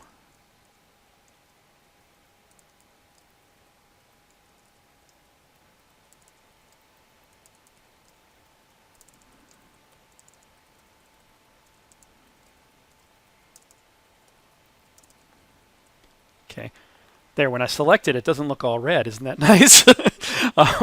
So this structure here is going to allow me to build things up gradually. So I'm going to start by building this goto, pass it into the on. The on then can build up a transition, which is going to get passed to that state. The state can then put all the transitions together. All those states are going to come up to my machine. And actually, I shouldn't have indented that much there. That should be at the same level as the start state. And then the machine puts everything together there. Okay. Now this is almost going to help us with the order. It's going to take care of some of it because once we get the parameter types right, you can't pass the wrong types in, which will help. But there's still a few places where it's not going to help us out a lot. Like start state up here takes in a state ID, and state takes in a state ID. So I could be kind of mixing that with the goto. As I could put if the goto returns that state ID, I could be passing it up here instead of down here. But we can fix that. There's a neat fix for that. Let's see. So that ends the state machine. Let's make this be a return. And let's see if we can actually set the methods up to do this now. This actually indents the same way you would indent. Actually, yes, that's one thing here. If I did the code formatting on this, the indentation would be correct. Correct-ish, at least.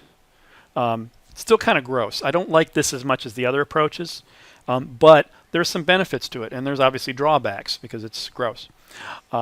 So we'll come down here, and let's see. We have state machine is going to take in the start state and then a list of states. So state machine is going to take in the start state. So we'll say start state ID, which is going to be an I state. And then we're going to have the list of actual state objects that we're building up. So we're going to say var arg and states colon state. And so when this method's called, we're going to create our state machine and then plug all that garbage in. So we'll say machine dot start state or current state equals start state ID. And I can actually go val machine. Boom. And then machine current state. Let's say return machine.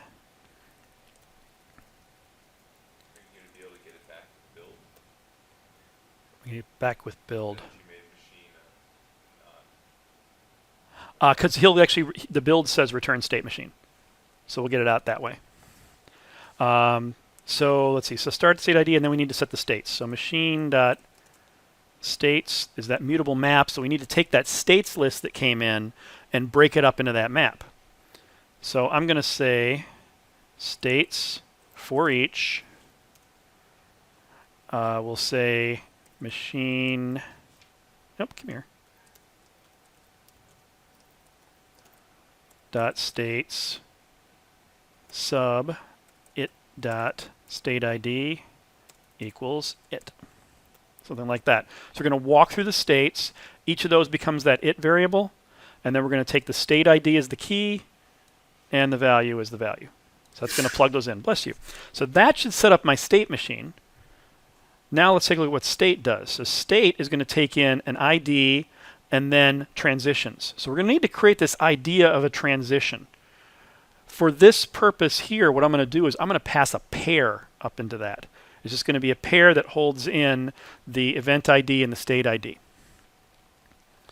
So we're going to have state take in the state ID and a varying argument list of transitions, which is going to be a list of pairs of I event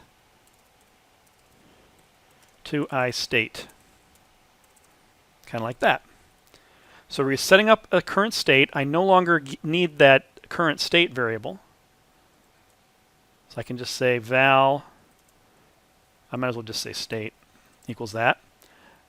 And note that the state machine is putting the states in itself, so I don't need to do that down here.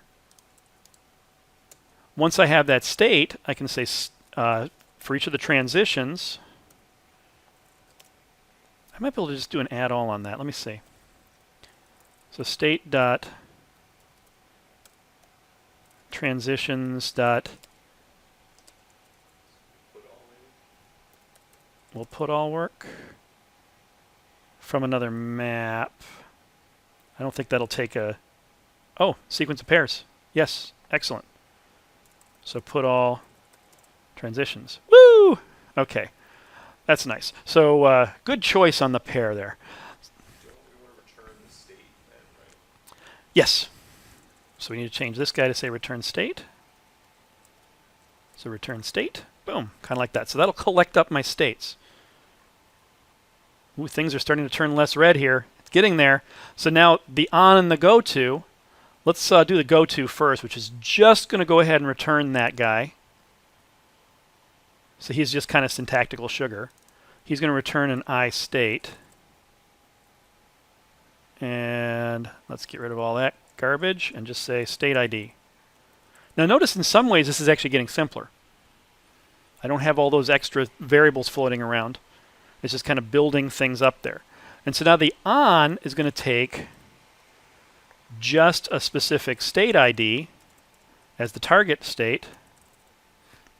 And then we're going to build up a pair to return up. So it's going to be pair of, actually I can just do this like this, equals pair of event ID and state ID. It's mostly getting simpler because you're making everything not null. So you can't pass That it actually, null yeah, at all. exactly. The nulls are going away, and that actually simplifies a lot of things. And this one I can actually just say equals. In Kotlin, if you just have a single expression that you want to return, you can just say equals that instead of having the curly braces with return inside of it. And so that builds it up. Ooh, look at this. We're getting real close. So far so good. And then up here, the start state, we have to be able to have him just return in that state. Equals state ID. Boom. That wasn't as bad as I thought it was going to be. I thought this was going to be a nightmare. Okay, so now we build these guys up. Let's actually see, is there anything else here? So current event ID can go away. Is there anything else we can clean up? I think that's pretty much it. So this is in DSL 2.3. Let's add him in. So we'll have a run 2.3. Run him. And yes, it worked the first time. I love it when that happens. Okay, so this is another approach you can do. It actually wasn't quite as bad as I thought it was going to be. You'll notice that by doing this, we're guaranteed we don't have to deal with nulls because we're percolating from the bottom up. This is really a bottom-up approach here. It's kind of like LALR parsing. You're starting all the way down at the deepest little elements and building them up into bigger pieces. At least one compiler guy got that one. And that's probably the extent of LALR that I remember. It's really a bottom-up approach as opposed to a top-down. So does that make some sense, what we just did there? Now, unfortunately, there's still some potential confusion in this one. I could, up here, instead of passing in start state, I could call goTo, right? And compiler-wise, it's perfectly happy to do that. So there are ways to protect against that. Any ideas what we might do?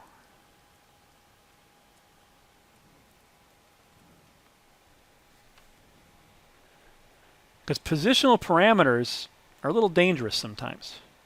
What we can do is create tokens that are very specific for very specific parameters.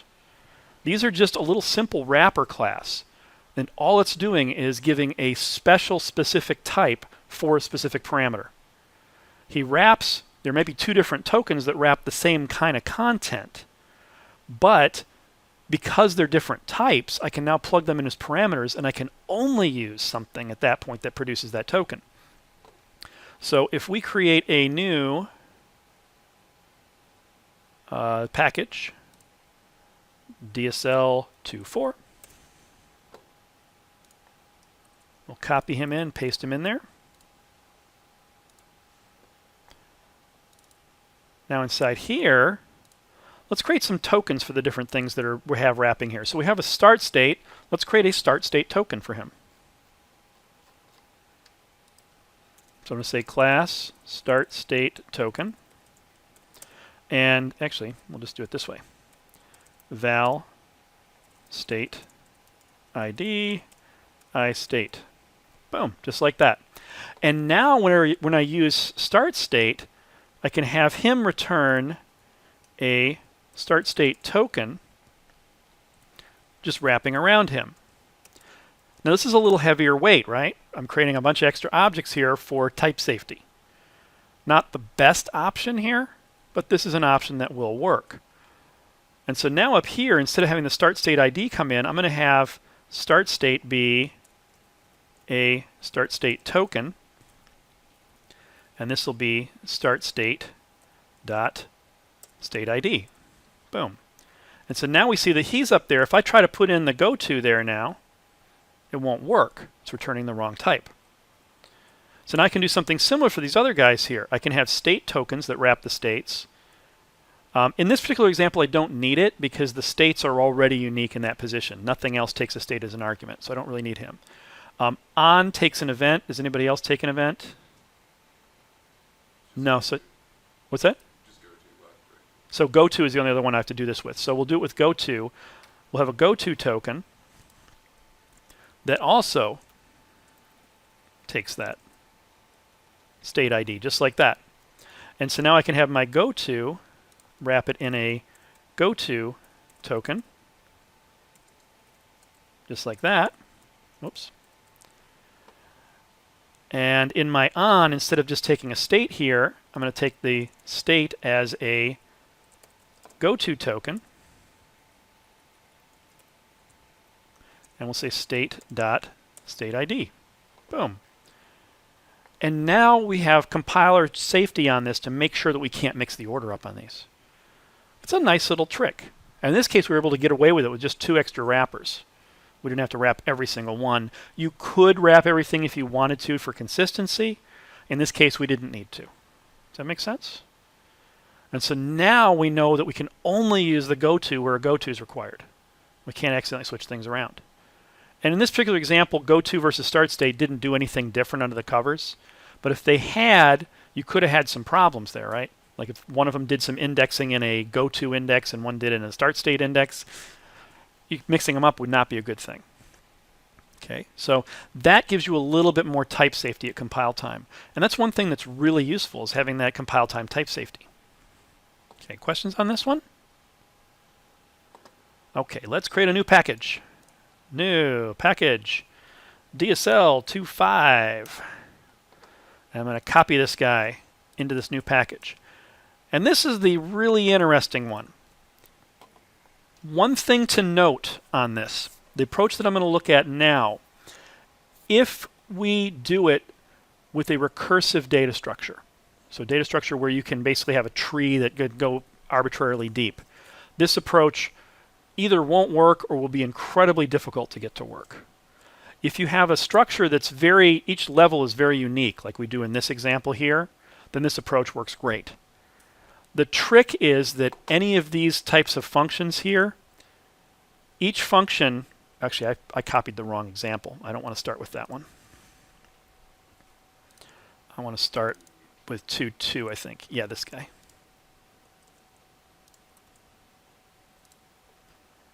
So each of these functions, state, on, goTo, is going to return an interface, which is a subset of our state machine builder functions. So instead of returning state machine builder, it's going to return just what functions are allowed at that point during the build process. And this gives it so that I like this approach even better than the last one, because it allows you to use content assist to say what's next.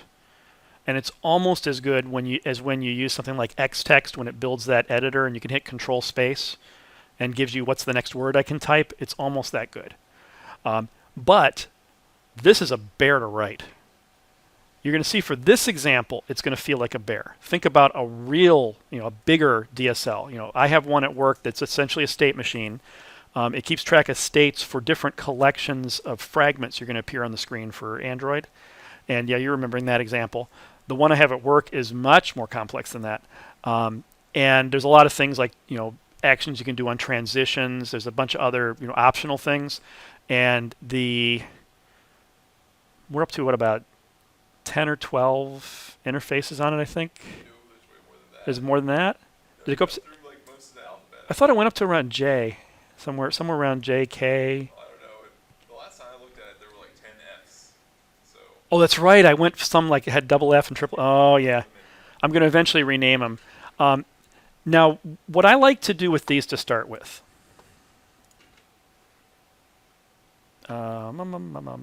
Where is... That's the one I wanted. What I like to do to start with is use just letters for my states. Because when you're first creating this thing, you are going to change it like crazy because you're going to change your mind several times. And so picking long, meaningful names, which usually are going to be along the lines of expecting X or Y, something like that, If you did those up front, you're going to rename them every 20 seconds. So what I like to do is start with letters, and then once things get settled down, then pick reasonable names for them. Of course, like I never picked the reasonable I started with the one that we've got. I started with reasonable names and kept it up for a little bit and then said, oh, screw this, and then went to letters and just haven't gone back and renamed them. It was fun getting some reactions from people saying, what's all these letters? Did somebody obfuscate this code? Because it kind of looks like obfuscated code at that point. So what we're going to try to do is set it up so that if you think of the build process as a state machine, so this is a state machine for the builder for the state machine. What is valid at each individual state here? So we start in our start state of A. The only valid thing to do there is to call the state machine function. So that's the only method that's going to be in interface A. In state B, there's two things we can do at that point. We can call start state, basically saying I'm done, which really doesn't make sense because we haven't defined any states yet. I could have thrown in an extra state to make sure that we give at least one state going on here, but I wanted to keep it a little bit simpler. So we could immediately say, I'm done. Here's my start state. Or we can define a state. I didn't actually have my other transition on here for the finished. I missed that. I'll have to put that in at some point. So if we say we have a state, we go to state C. Now from state C, I can just keep defining states if I want to, with no transitions inside of them. They're not terribly useful. You could think of them as terminal states, but you could do them if you wanted to. Or I could say on to start an event, and that takes me to state D. And from state D, I can then say go to, and then go back to I'm ready for my next transition. And blah, blah, blah, blah, blah, blah, blah, blah, blah. From state D, after a go to, I could also go back to finished. Or from state C, I could say start state and go to finished. Those are the two extra ones that I forgot. Make some sense? So the first thing you're going to want to do is draw a picture. For this type of approach, you want to draw a picture. And you also want to thank me for not making you do this in your assignment. There's some questions about doing it this way versus the way that I'm going to have you do it. The way I have you do it is very direct, like the which one? Like 2-2. So it basically look like this when you're done. But then you'll answer some questions on what would it take to do it different ways. Okay, so does this make some sense here? And we'll come back to this other one here, adding in that action in a little bit. So what I need to do is define those interfaces based on that diagram.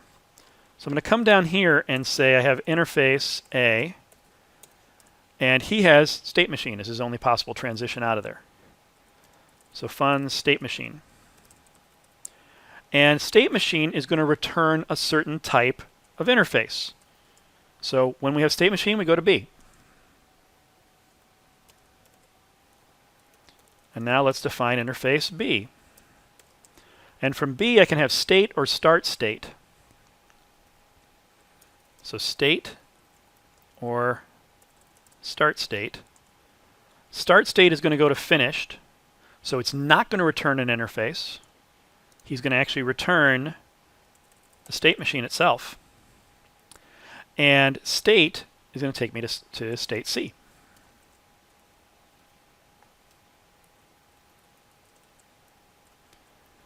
So C is going to have state on or start state.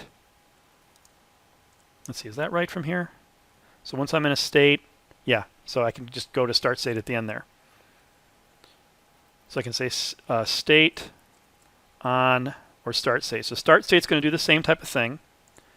On is going to go to D, and just doing my next state is going to stay in the same place there. Interface D is only going to allow the go to or start state. Did I do that right? I don't think you want start state. I have to have a go to, so I don't want the start state from him. So I have to have the go to finish it up. So D is only going to have the go to, which is going to go back to state C. Does that sound right? I think that's right. Okay. Now one thing that's really important if you do this approach, because you're going to have your state machine builder implement all of these interfaces, these methods have to be completely consistent within each other. So you see like this start state appears in a couple different places. It has to take the same parameters. It has to have the same return value. Make sense? Because otherwise you have inconsistent interfaces, you can't implement it. Well, you'd have inconsistent interfaces, you'd have multiple things in there, and that wouldn't be good. They need the return value in particular is the one that if you tried different return values, it's not going to work because calling that method, it can only have one possible return type.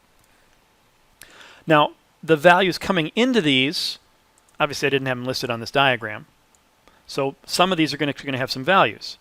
So like the start state is going to take a state ID. Let's put him in there. Go-to is going to take a state ID.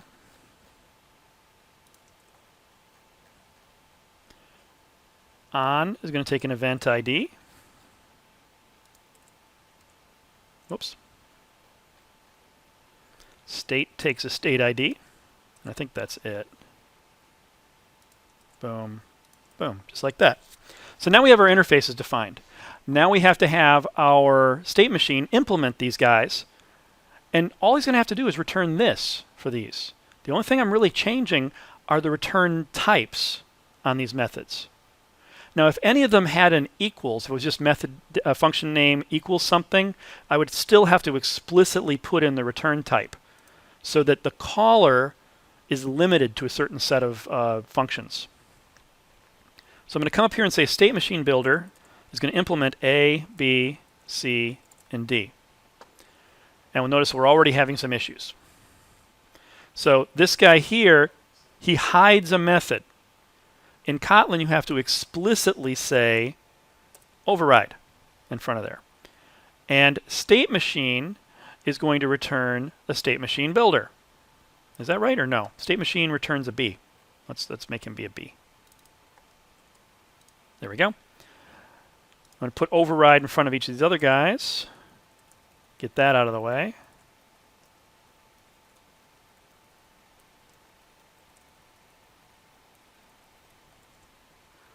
And by the way, the reason this is working is because return types are covariant. So if you have something that is a more specific or a less specific, is that right? Am I doing this the right direction? If I override it, I can make it more specific. This is making it, yes, makes it more specific. So I'm overriding to make it more specific here. That's why it's not giving me compiler errors. So let's see, state wants to return a C. Hello? Might help if I hit Shift C instead of Control C. On returns a D. And let's see, start state returns the state machine. And is that it? Oh, go-to. I missed my go-to. He goes back to C. And then start state returns the state machine itself. Does that look right? I think that's right. Notice that my code up here didn't have to change. But now, at any given point here, I can hit Control Space and say dot, whoops, I can say dot Control Space, and it just lists the things that are valid at that point. That's huge. I mean, this is really giving your user of your API a leg up here, because now they can leverage their content assist to know what you wanted them to do next. As opposed to the way we had this written before, they would have had to read the heck out of those documents, right? And how many users read documents? I don't know if anybody here has written a library for other people to use before, but oh, what a nightmare. I mean, your management chain is going to see, you have to have all this documentation, and then nobody reads it. And then you get call after call saying, how do I do this? You're like, read the docs. They're like, what docs? Here are the docs, and they don't read it, and they call you the next day, and it's, it's not a pretty situation. But this, Content Assist is one of the things that pretty much makes documentation something that people don't like to use. They just randomly hit Control Space and see what it comes up. And then say, oh, that sounds right. This allows that. It allows your users to be lazy, right? So normally we wouldn't want them to be, but this protects them against themselves, and it stops me from getting a lot of extra phone calls. Does that make some sense? So let's see if this still works. was quite a bit less code than I thought it was going to be.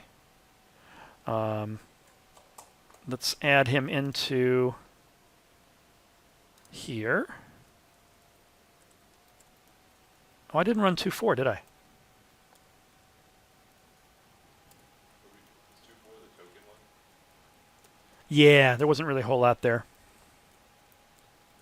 There's 2.5. So let's run 2.4 and 2.5 just to make sure they both still work. 2.4. Yeah, so 2.4 is still okay, and 2.5 still okay. Boom, ta-da! So that's really a nice way to set things up, but as your complexity of your language grows, this explodes, especially if you have anything that's optional. Because when you have things that are optional, you're going to have multiple states having to go extra steps. So let's take a look at an example of that. Well, let's first of all make a new package. DSL 2.6. We'll copy this guy into there. And let's take a look at this next one. So now I'm adding in an optional transition action. So you can say on something, run an action, then go to the next place. And actually what I'm going to do is I think the implementation of this, I actually switch the state name before I do the action, depending on which way you want to do it. I mean, you might want to say on go to action something as the last one. But I'm going to put action in the middle here as the optional. So my state machine now starts to look like this. Again, I still forgot the start state call from here. So I'm going to need to do a few tweaks of this and add in a new state on the end. So let's create that new state interface down here. E, who has that go to, that goes back to C, so that's good. D now is going to also have action, which can go to E. So I'm going to say he's going to be action, and he's going to have an action being passed in, which is going to be, whoops, a little lambda here, and we'll go to E. Now in Kotlin, this is a functional type for a lambda. He takes no arguments, and unit just means I'm not returning anything. So I could say return unit.instance at the end of that if I explicitly wanted to, but you usually don't. It's just when you say unit, you're not intending to return anything. You don't have to explicitly have a return statement. So that's going to be my action, and I want to set up an action in that transition. So I'm going to go to my state, and let's add in an actions map here, which is just going to keep track of those guys for me. And then I'm going to add in actually, let me just let the IDE do the work for me.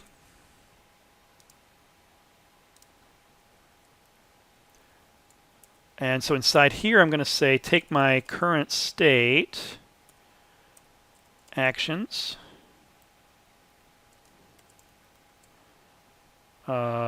sub current event ID equals action.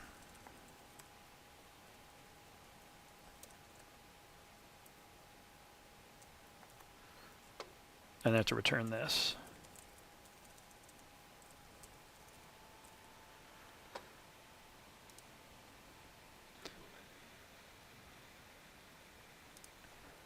That would help with the return, that's for sure. What's this guy talking about?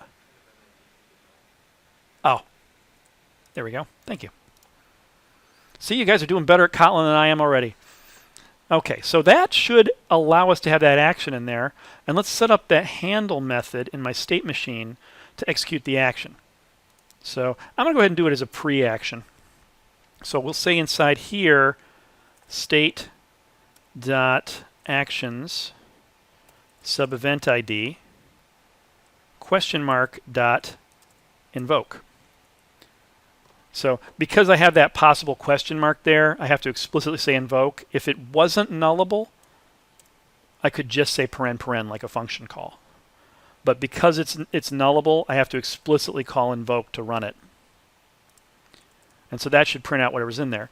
Let's add in an action up here. How about in this clap one here? let's say action, println, clap. I don't know if I mentioned it before, but if lambda is the last argument, he doesn't have to be inside the parentheses. If he's the only argument, you don't need parentheses at all. So this is actually calling action, passing in this lambda. And so that is 2.6. Let's edit him.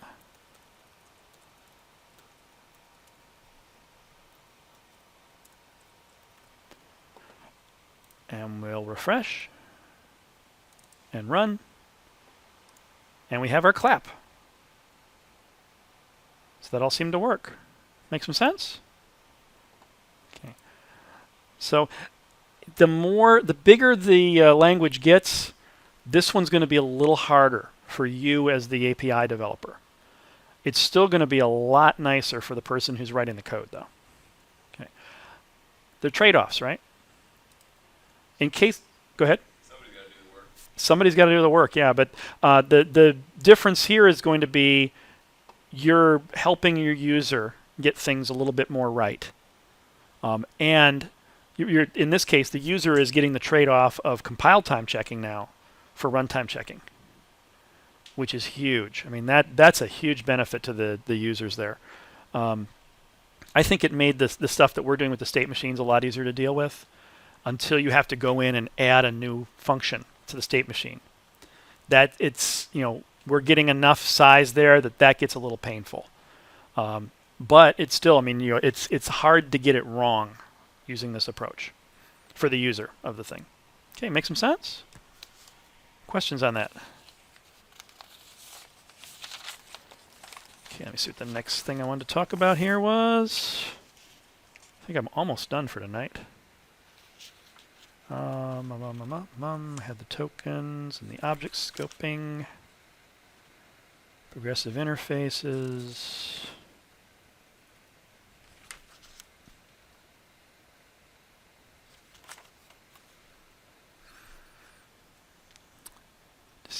Decisions. I got enough time.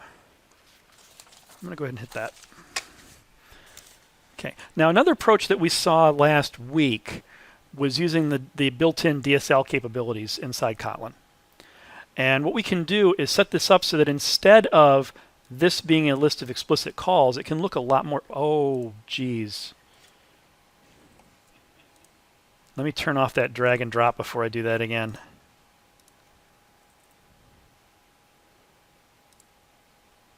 Boom. I hate the drag and drop in editors. I'm going to blame Microsoft for that one, actually. They added that a long time ago, and I've never liked that feature. Okay, so questions so far before we move on. So what I'm going to do is I want to try to set this up so that instead of it looking like it's looking now, we're going to have it have little curly brace blocks. So it becomes more data-like. So I'm going to say create a new Kotlin, actually make a package here. New package. And we'll call this DSL 27. Pop him in there.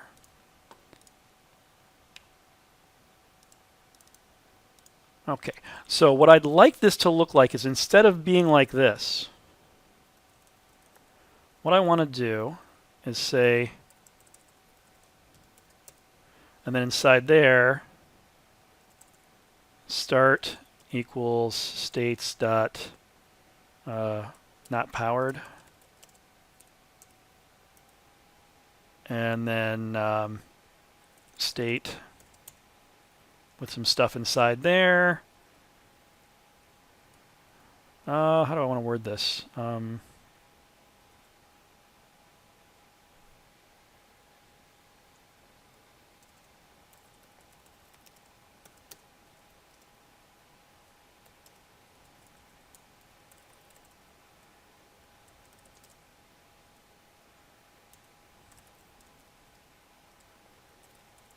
Oops, states. Actually, I would say electric on up there. Powered.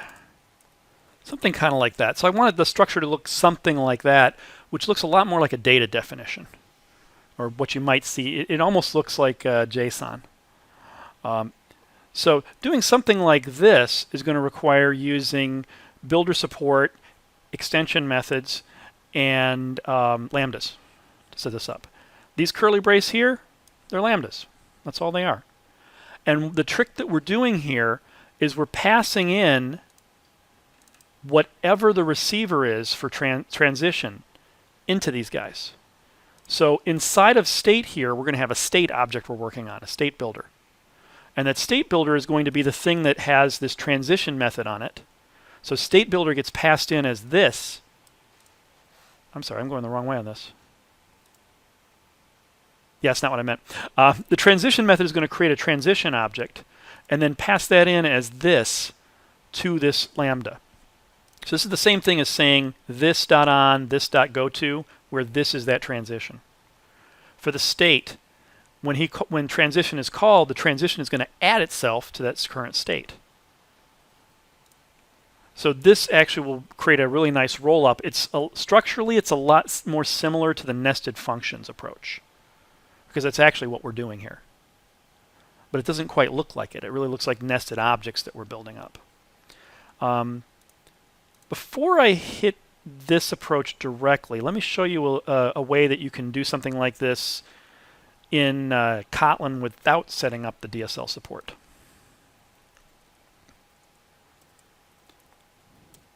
So one thing I can do is if I had state machine and I just want to work with it directly, I can say .apply. And what that does is it takes whatever his receiver is, in this case the state machine instance we just created, and passes it into this lambda as this. You can see it says this : state machine. I can then execute that whatever I want against the state machine in here, anything that's public. So I can say this dot whatever the values are. And then that value is returned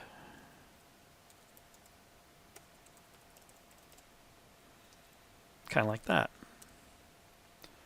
So inside here, I could say current state equals states dot, what was it, not powered. And then I could say states, and I'm going to have to do it this way, unfortunately. Ugh. Current state be private though? It's not. It's actually a public property. So if we take a look inside there, I didn't make him a private. He's just a variable there. Now states is this public here. To make this a little bit more readable, what I can do is create a function called state, which is just going to take in a state ID. Is this going to do what I want it to do? Actually, no, I want to create the state and pass that in. So I'll say state passing in a state. So let's make it add passing in a state.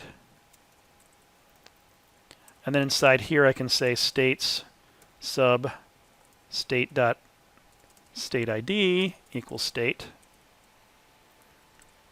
That'll just make things a little bit more readable up here. And so now I can say add state dot apply. And he needs a name in there, so we'll say states dot. Wait a minute, what am I doing? Oh, that's right. Okay, so state dot not powered. Apply, and then inside here I'm going to set up the transitions. So I could say add, or maybe I just create a method called transition, passing in events dot electric on states. Oh, actually, I could do something cooler, I think. So that was inside state. I haven't tried this before, so let's see what happens. Let's say fun. I want to create a transition from a I event to an I state. I'm going to say I event dot infix. I event dot goes to state ID iState.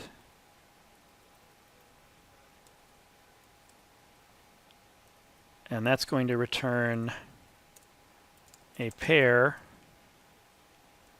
of, is this what I want to do with it?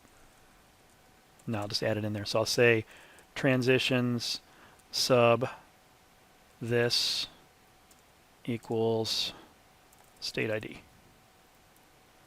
Okay, and what does he not like on this? Expecting, oh, fun. Is it infix fun? Is that the problem? Yeah, there we go. I think this will do what I want it to do.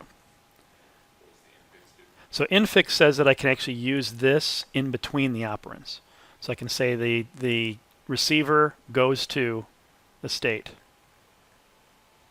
if this is doing what I think it does. I'm trying a few things I haven't tried before, so I'm using hazy memory to see if this is going to work. So hopefully I can say events dot electric on goes to states dot powered. Woo! I love it when things work. So what that does, that's actually a function call. It's the electric on dot goes to open paren states powered. The to function. It's just like the to function for making the pair. So that's pretty neat, huh? I like that. And I'm not using the real DSL type stuff. I just use a nice little extension function on there. So let's go ahead and continue this guy out here. I could probably do something similar. Yeah, we'll just keep it that way. So not powered has, is that the only, that was the only one, right? Yeah, okay. And then powered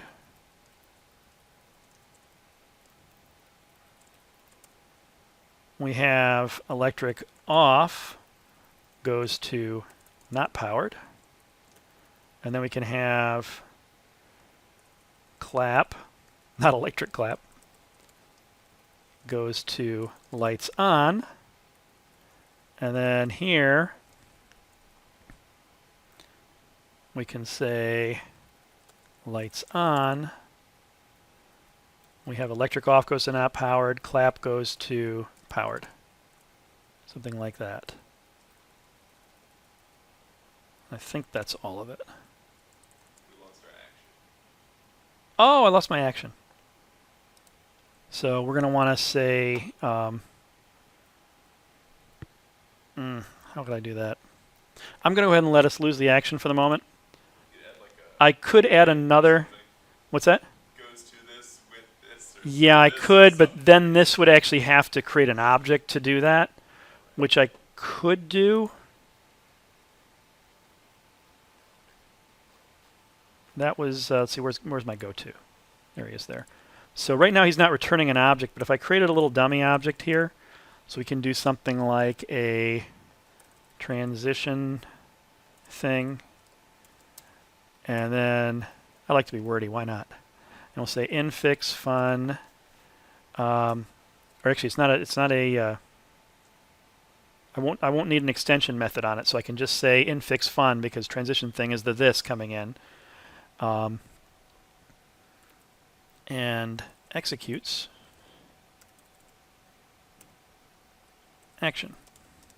And we'll say bloop, bloop, bloop, and we'll say unit. I think this is going to work when I do this. How about does? And does, okay, fine, be that way. And so inside here, he needs to have enough information to know how to add that action. So he's going to need to have the state being passed in there. So we'll say he's going to get a val state, which is of type state. And then inside here I can say state.actions sub, oh, I need the event passed in as well. Event ID I event. If you can't tell, I'm having fun. Equals action. Something like that. That'd be kind of cool. I bet this is going to work too. And so we'll have him return a transition thing. So say return transition thing, passing in the state ID.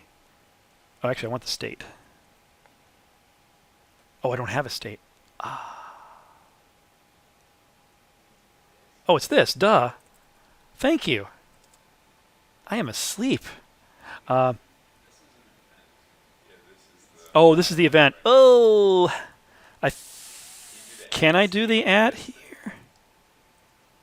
Yeah, I can say this at state. So I'm escaping out. Woo! Okay.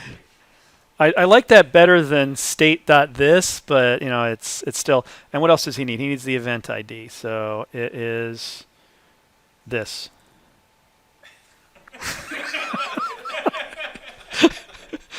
Wow. Okay, so let's see if I could put that in now. So clap goes there and does. Or you're changing it. You did it when you clapped on before, now you're doing clap off. Oh.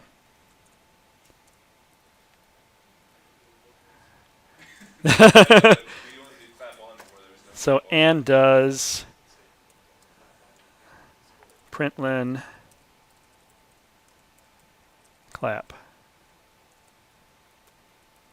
Did that actually work? Now it's coming up a different color because it's not a extension function. And we'll change this to machine. Get rid of this garbage up here.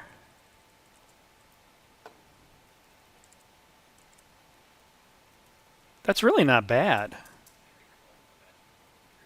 The color, yeah, the coloring there, that's... I mean, I could have put the and does outside just to make you happy As an extension. as an extension function. Transition thing is just empty. Yeah, exactly. So I could do this and then said transition thing dot and does. Are you happy now? I like that better, actually. Be careful with extension functions, but boy, I like that. I like those infix functions there. That really, it makes it feel a lot more like Englishy type language. And so what we're doing here is we're just using extension functions and we're using the apply to do the initialization. Now we probably could have come up with some interesting way to make those use extension functions, infix functions as well. But we're in a pretty decent shape right here. You know, or maybe have the state pass in this for the machine and have him do the add himself. But let's see if this is going to run. This one is what, 27? Let's take a look at 27. Sorry, 27. Let's pronounce things properly here. And we'll bring this up here and that ship sailed with squeal, didn't it? And there we go. That worked. I like that. That actually, I like the way that looks. So it's getting closer. And I'm going to toy around with it some more at home and see if and come up with something that's even a little bit more readable than that. But you can see now what we're doing is we're starting to move a lot more to something that's reading more like English. It's not. It doesn't look like Kotlin as much. I mean, looking at this, that doesn't, except for the lambda over here, it doesn't really even look like Kotlin. It doesn't look like a programming language quite as much. I mean, the dots maybe, but it's starting to look more Englishy. So now we can take that next step, and I'm going to start with the previous example and work off of there. We might be able to do something like this in the next step, but not sure I want to. No, I might want to do that. So, yep, go ahead. Can you do in Kotlin like static imports? I mean, I know there's not really static things, but to add the events and the states. Not that I would want to do that, but add the events and the states. I'm pretty sure you can do a just an import as that.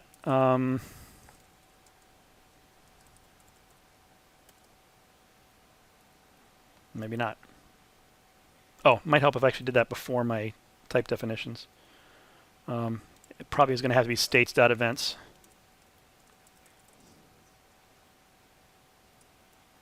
No, I don't think that's going to work. There might be a way to do that. I think you can... well, I mean, if we put these... Yeah, I wouldn't want I'm to not do that. sure, yeah. I despise doing I don't really like those in general, and Kotlin unfortunately imports a lot of stuff by default.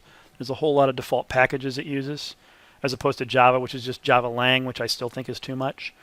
It'd be nice to have things a little bit more explicit, but there's a lot of stuff that, like the apply function here, that's coming in as a global method, a global function in the Kotlin standard library. Yeah, I like these infixes. There's when I first looked at it, I was kind of like, I don't know if I'd like that so much, but this is an example where I really like the way that looks and the way it reads. Okay, so let's make a new package, DSL 2.8. Hey, let's not misspell it. Oops. Let's do a delete in the right spot there. New package, DSL 2.8. There we go. Should I try it from this point? Yeah, let's just try it from here. Why not? Let's see where we go with this. So now in DSL 2.8, what I'm going to do is set up some DSL support so that things look a little bit more like just curly braces, saying that I have data being passed in. And I'm going to see if I can mix these in with it as well. We might be able to. It's fun to play around with stuff like that. I'm not using that state machine builder in this example. The builders are going to be a little bit different in this case. We're going to need to collect some data before we assemble our final object. So we're still going to need that kind of an idea. But we're not going to have this whole interface stuff going on here. So that can all go. Boom. And what we're going to do inside here is that this state machine builder is going to collect some data and then create things at the very end. So what I want to do, let's start off with what a definition might look like for one of these guys here. So I'm going to have a state machine function. It's going to be a top-level state machine function who's going to take in something that I want to execute against a state machine builder. It's going to be my initializer.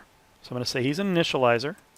And the initializer is going to be a lambda that takes in a state machine builder as its receiver. So state machine builder dot, is that the right state machine builder? No, I was hoping I didn't import a different one because there's a bunch of them listed there. Paren arrow unit. So what this says is I have a lambda that doesn't take an argument, doesn't return anything, but it takes a state machine builder as this. That's his receiver. So inside here, what I can do is create a state machine builder and execute it against that function. So I'll say state machine builder, paren dot init, just like that. So I'm using that extension function. He's going to be passed in as this, and then we can execute things. So now let's think about what that state machine builder is going to look like. So instead of saying state machine.apply like this, I can now say state machine without the apply. And you'll see that this is the state machine builder being passed in. So I've already reduced a few words here, basically gotten rid of some noise. And then inside there, I can do things against the state machine. So I'm going to want to keep track of the current state and then states that we're adding along the way. So let's take a look at our current state. So this is going to be the builder. So let me call it start state now. He's not going to be private anymore. And then up here, I can have this say start state. What is he not liking there? Found states.states. Required, oh, wrong kind of state. He's going to be an I state. There we go. So now I can say start state equals that. Now I'm going to want to do something similar here for each individual state. Instead of this mess here, I just want to say state not powered, kind of like that. Now I could also put that as an ID in there, so I can keep it in parens here, or I can put it inside the curly braces. It's a stylistic thing, whichever you're feeling. Sometimes I feel one way, sometimes I feel the other way.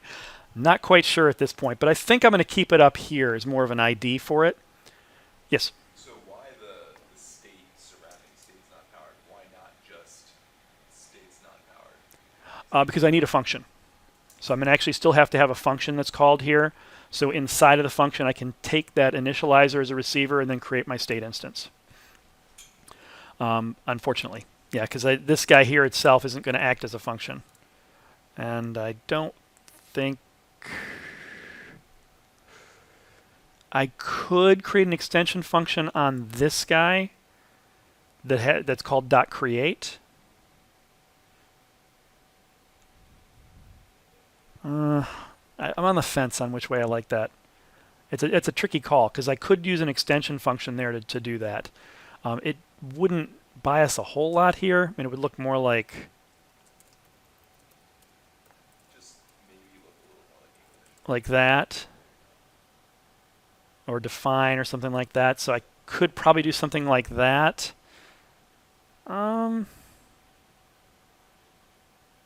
Let's try it and see what it looks like. So inside here, I'm going to create another function kind of similar to that state machine one there. So I'm going to call create, but he's going to be an extension function on iState.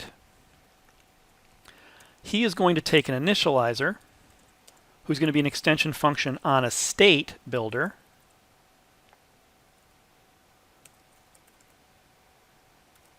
Like that. So we need a state builder.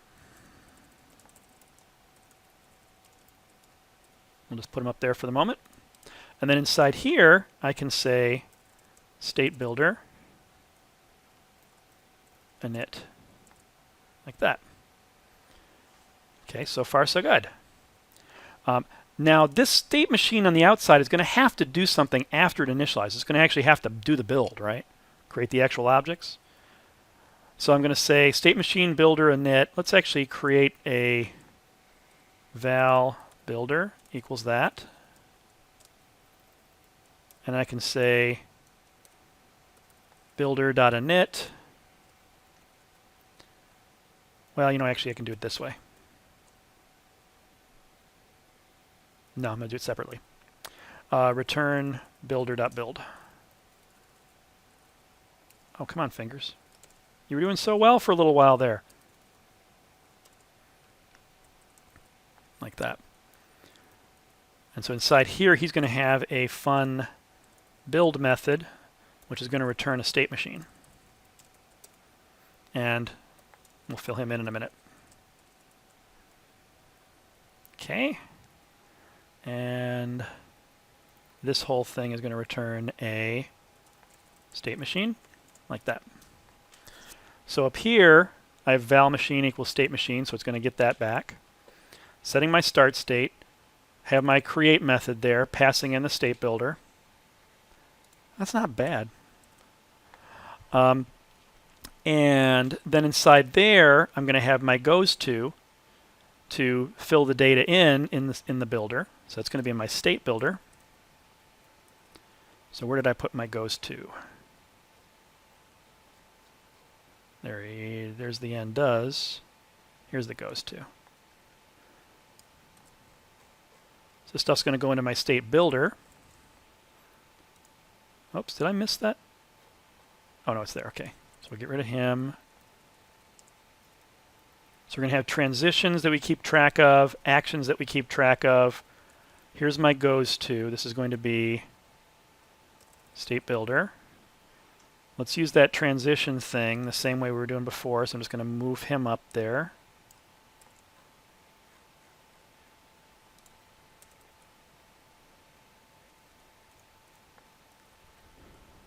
Why does the state builder need to keep track of that stuff outside of a state? You can't just create a state when it gets created. Yeah, he actually could. He doesn't need to actually do those independently. So I'm going to say val state is a state or equals state. I'll just go ahead and create it. Oh, I don't have the name yet there. So the state builder is going to take a name in. So I can say name state ID is an iState. Oops. Kind of like that. And now I don't need those. And so then this can be state.transition sub this, blah, blah, blah. transition thing, instead of taking in a state, is now going to take a state builder. Take state, right? Oh yeah, actually I could just pass that state in. Double clicks. There. And then the undoes kind of comes through like that. Okay. How are we looking up here? Ooh, I'm liking.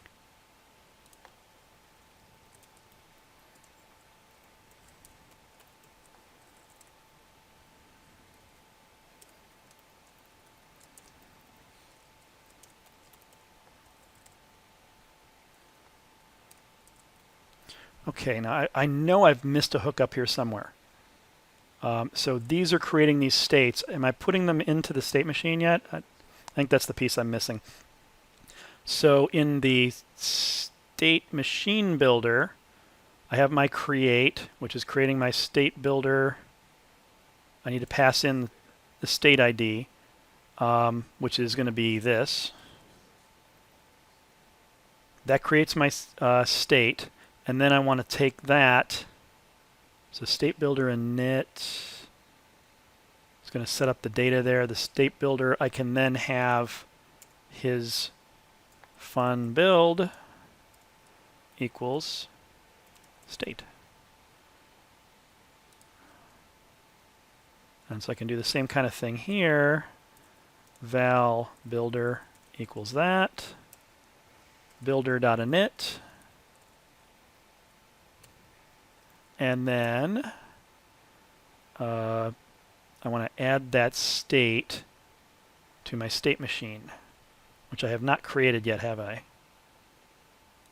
So I can say val machine equals state machine.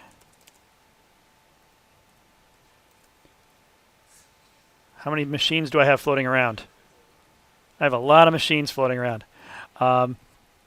And then I can say machine, well, we'll say val state equals builder dot build.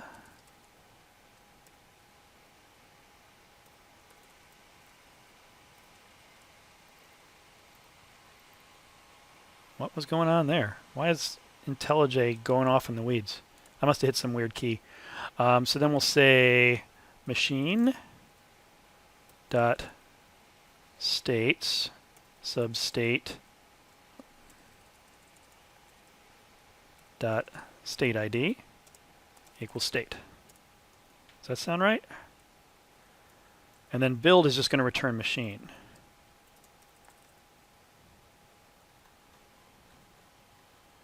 Okay, and we got the and does in there as well. I think we can just get rid of most of the rest of this now.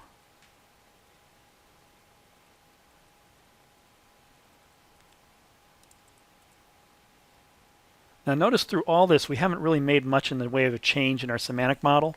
He's stayed pretty much the same through all these guys. I added a little bit of help for, well, we don't need him anymore, right? I think actually he stayed, the only thing we did was that goes to, which we're not using this one anymore, right? We're using it up here now. So now we're basically back to the exact same semantic model we've had from the start. And all that goes away. I like this one. So, and this is a little, I haven't seen people write the code like that before using the extension method up front. But I kind of like that. I like the way that's looking. Alternatively, you'd say state passing in the state ID, but the function would be almost exactly the same as that create one, except instead of being an extension on the I event, he would be actually a function that just takes in the state builder. But that's pretty nice looking. So it's looking a lot more readable, a lot more like a little language. And let's see if this is actually going to run. So this is 27. Oh, 28. Okay. Let me just run 27. Yay, it worked. We're done. We'll come up here. And we'll sync him. Run 28. Boom! Nothing happened. Did I not set my start state? Is that the problem? So I have my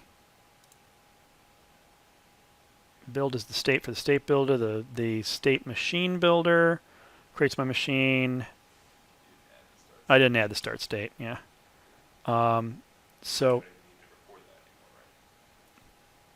You're assigning it. So I'm assigning it here. So what I want to do is inside here say machine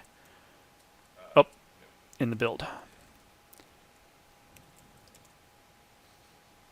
So we'll say start state equal, oh, gross.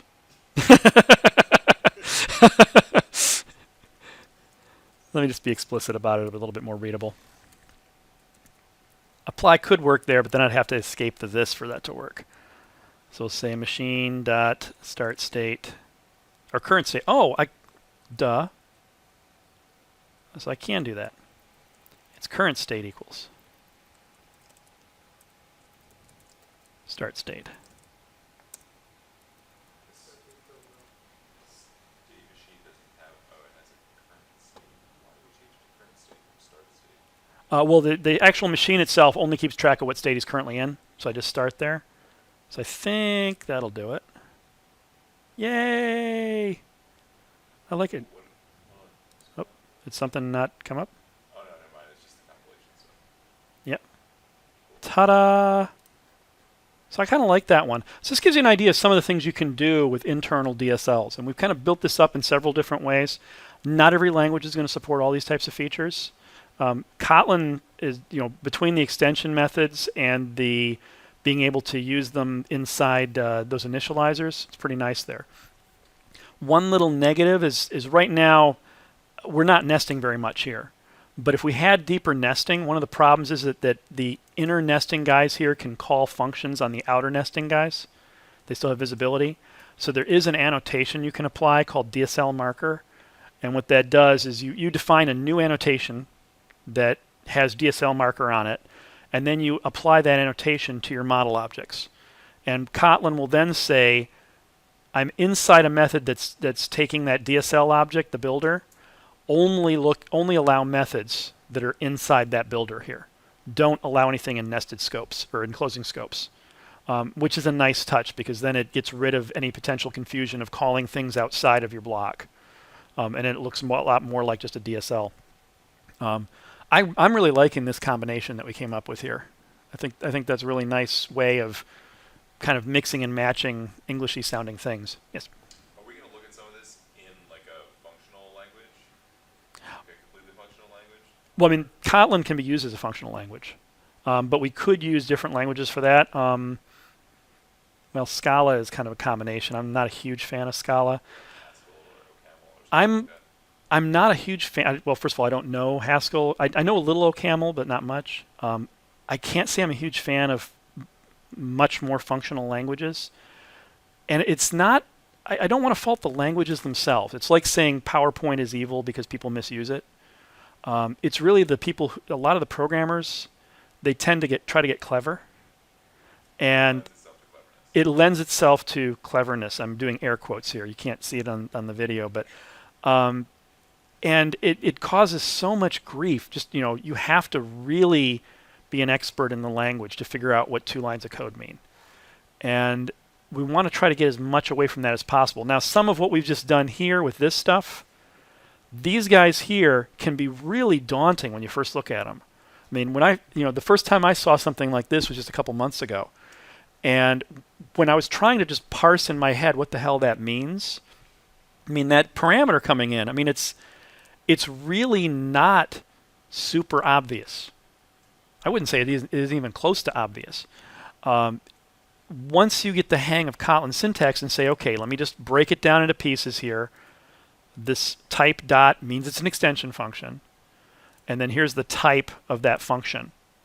It's like once you start breaking it down more, and this is an idiom actually you're going to see over and over and over again, because this is a really common thing for people in Kotlin to do, is to create these kind of little DSLs. And every one of them looks exactly like that with that syntax. So once you've seen it several times, it becomes a lot easier to deal with. And once you're used to the extension functions, it's a lot easier to deal with. So some of the things we've done here are a little on the clever side, but it's clever in the API definition as opposed to at the use point. With functional languages, people tend to get clever at every single use point they can. because they want to say a lot of them just when I look at forums and things, people talking about it, a lot of them are like, "Ooh, look, I compressed this into 3 less characters," and it makes my skin start crawling.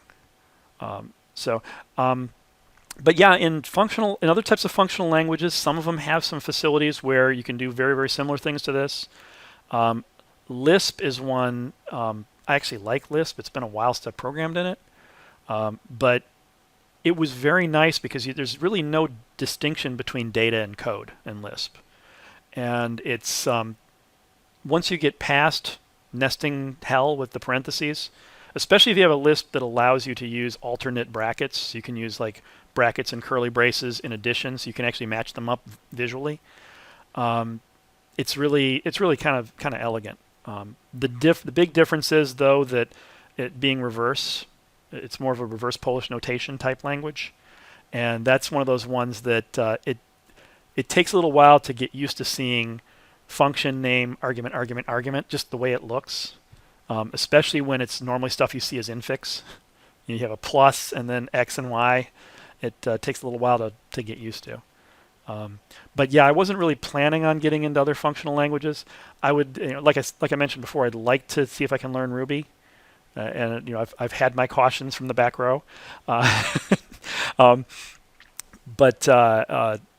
if I can, I'd like to show some things in Ruby. But from what I've heard, it sounds like a lot of what Kotlin does is a lot of what Ruby can do. I don't know from my little experience with Ruby, I don't know what Ruby gets you that Kotlin does. Mm-hmm. I mean, I haven't really dug into it, but from what I've been hearing so far, it sounds like you can do pretty much the same kind of DSL type things. It's similar with Groovy. You can do similar things with Groovy as well, which is nice because then, if you look at Gradle here,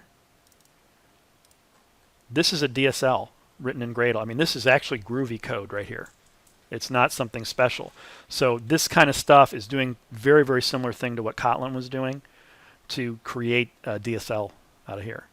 And it looks a lot more data-y. This is actually a function call right here. So you're calling a class path function, passing in a string. This is one of those things. I wish that Kotlin also had this capability where you can just drop the parentheses, because then that would make it. Right now, we did the parenthesis dropping with the infix function, but you can't do it with a prefix function. At least as far as I know. I'm just going to type in prefix here and see what happens. I don't think it's going to... Nope. I'll have to take a look, but I'm pretty sure you can't drop the parentheses unless it's a lambda. Then it becomes with curly braces. Okay. Any questions on anything? Yes? Just out of curiosity, instead of have like events and states that's not being an event, and instead being a class with functions on it, Mm-hmm. could you completely drop out like the dot create and just have curly braces? The problem you're going to get, so the question was if you had events and states being a class instead of having these enumerations. The problem in this example is forward references. So we need something to act as a handle before we actually have everybody resolved. So if we just had the states and the events being created as objects up front, you'd have to actually have a definition section for them and then reference them afterwards. Because, I mean, that's basically what we're doing here. Well, the thing is, you can have forward references of types, but you can't have a forward reference of an instance, which is what we're doing here. So we're creating instances on the fly. Or were you thinking of having specific types for those? I was thinking having specific types, like even if you implemented it as an abstract class, Mm-hmm. you implemented each of the functions as part of the definition. Yeah, you could do that. That would actually work. Because, basically, it'd be doing something similar to up here. We'd actually be creating the instances of those types up front. You could actually use something called sealed classes in Kotlin, which is where it's very similar to an enumeration, except it's not enumeration. You define what's called a sealed class. Let's see if I can remember what this looks like. If I can spell. And then inside there, you have a class B extends A. And then C and D. And basically what you're getting is B, C, and D are the only possible subtypes of A. So you can treat B, C, and D as basically as enumeration values. You know that the only A's you're ever going to have are B, C, and D. I think there was another trick in this where you could make sure there's only one instance of each of those guys. But something like that would probably give the type of functionality you're thinking of. I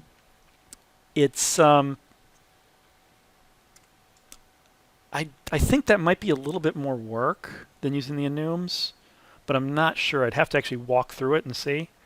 Kind of like when we walked through the nested function thing, I thought it was going to be a lot more of a bear than it was, but doing it actually wasn't bad. But yeah, this would actually allow you to have functions on although in the enum classes you could actually add functions as well, like you can in Java. So either of those would kind of be similar.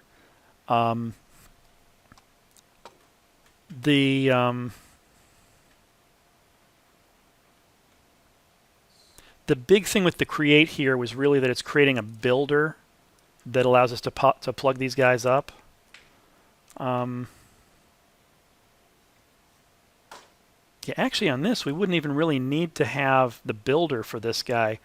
We could actually just have that create function, take that lambda, and then execute these against the actual state. So if we had those as actually being instances of that class, we wouldn't need the builder. That might work. I just have to think through how the forward references would go.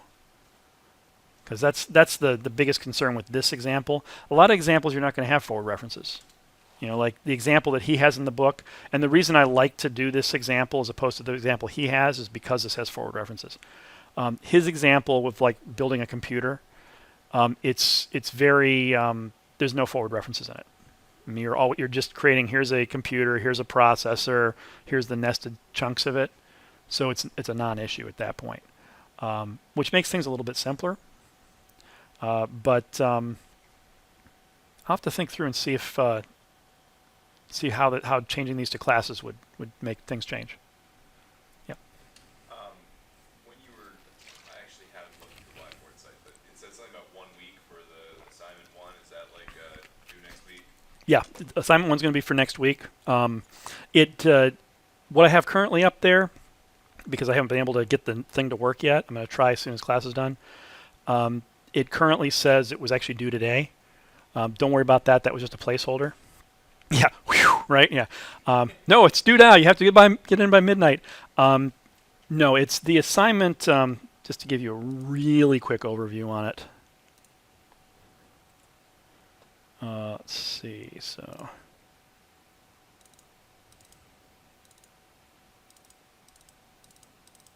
here's the generated course site here. Stop that, you annoying. So this is the general gist of the assignment. What you're going to be doing is creating a GUI builder. And the sample code that comes in looks like this. So this is the code you're going to start with. And what you're going to do is you're going to be defining this GUI builder class so that this works for you. Note that this is a recursive data structure. Okay, and you will not be implementing this using progressive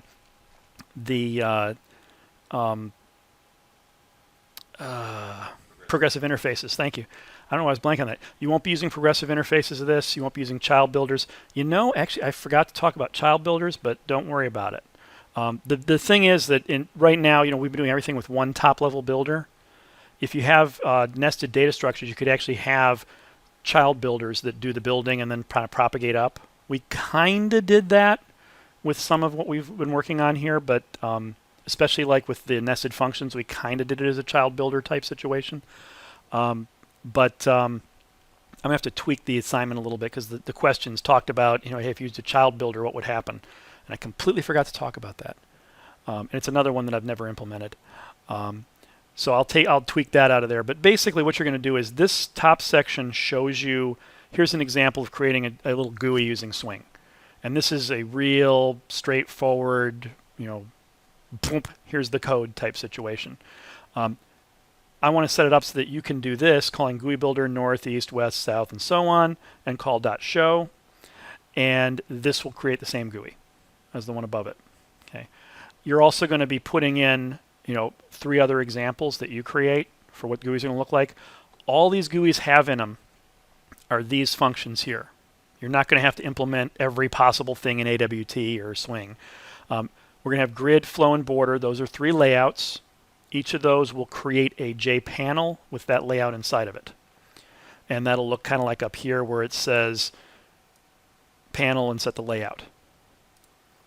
Okay. You're going to have north, south, east, west, which are only valid inside a border layout. And that just says the next component will be in this position in the border layout.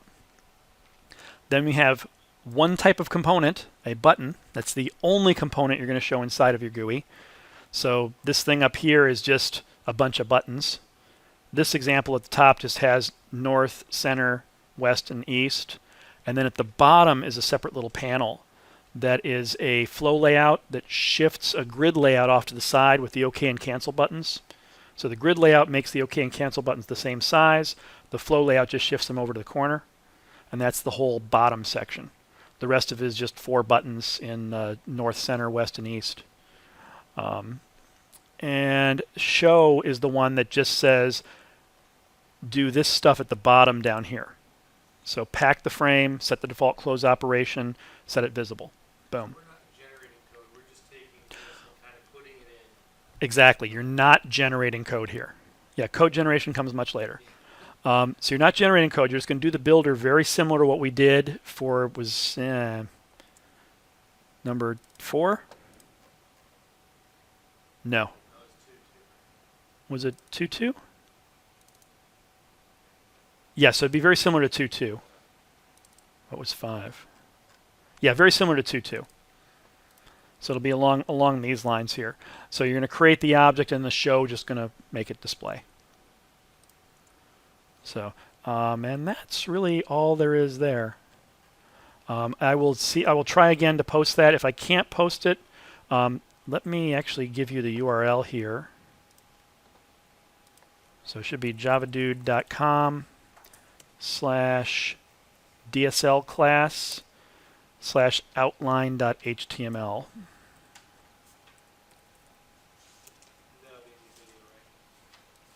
Apparently, because I'm speaking and I don't think I've stopped the video yet, so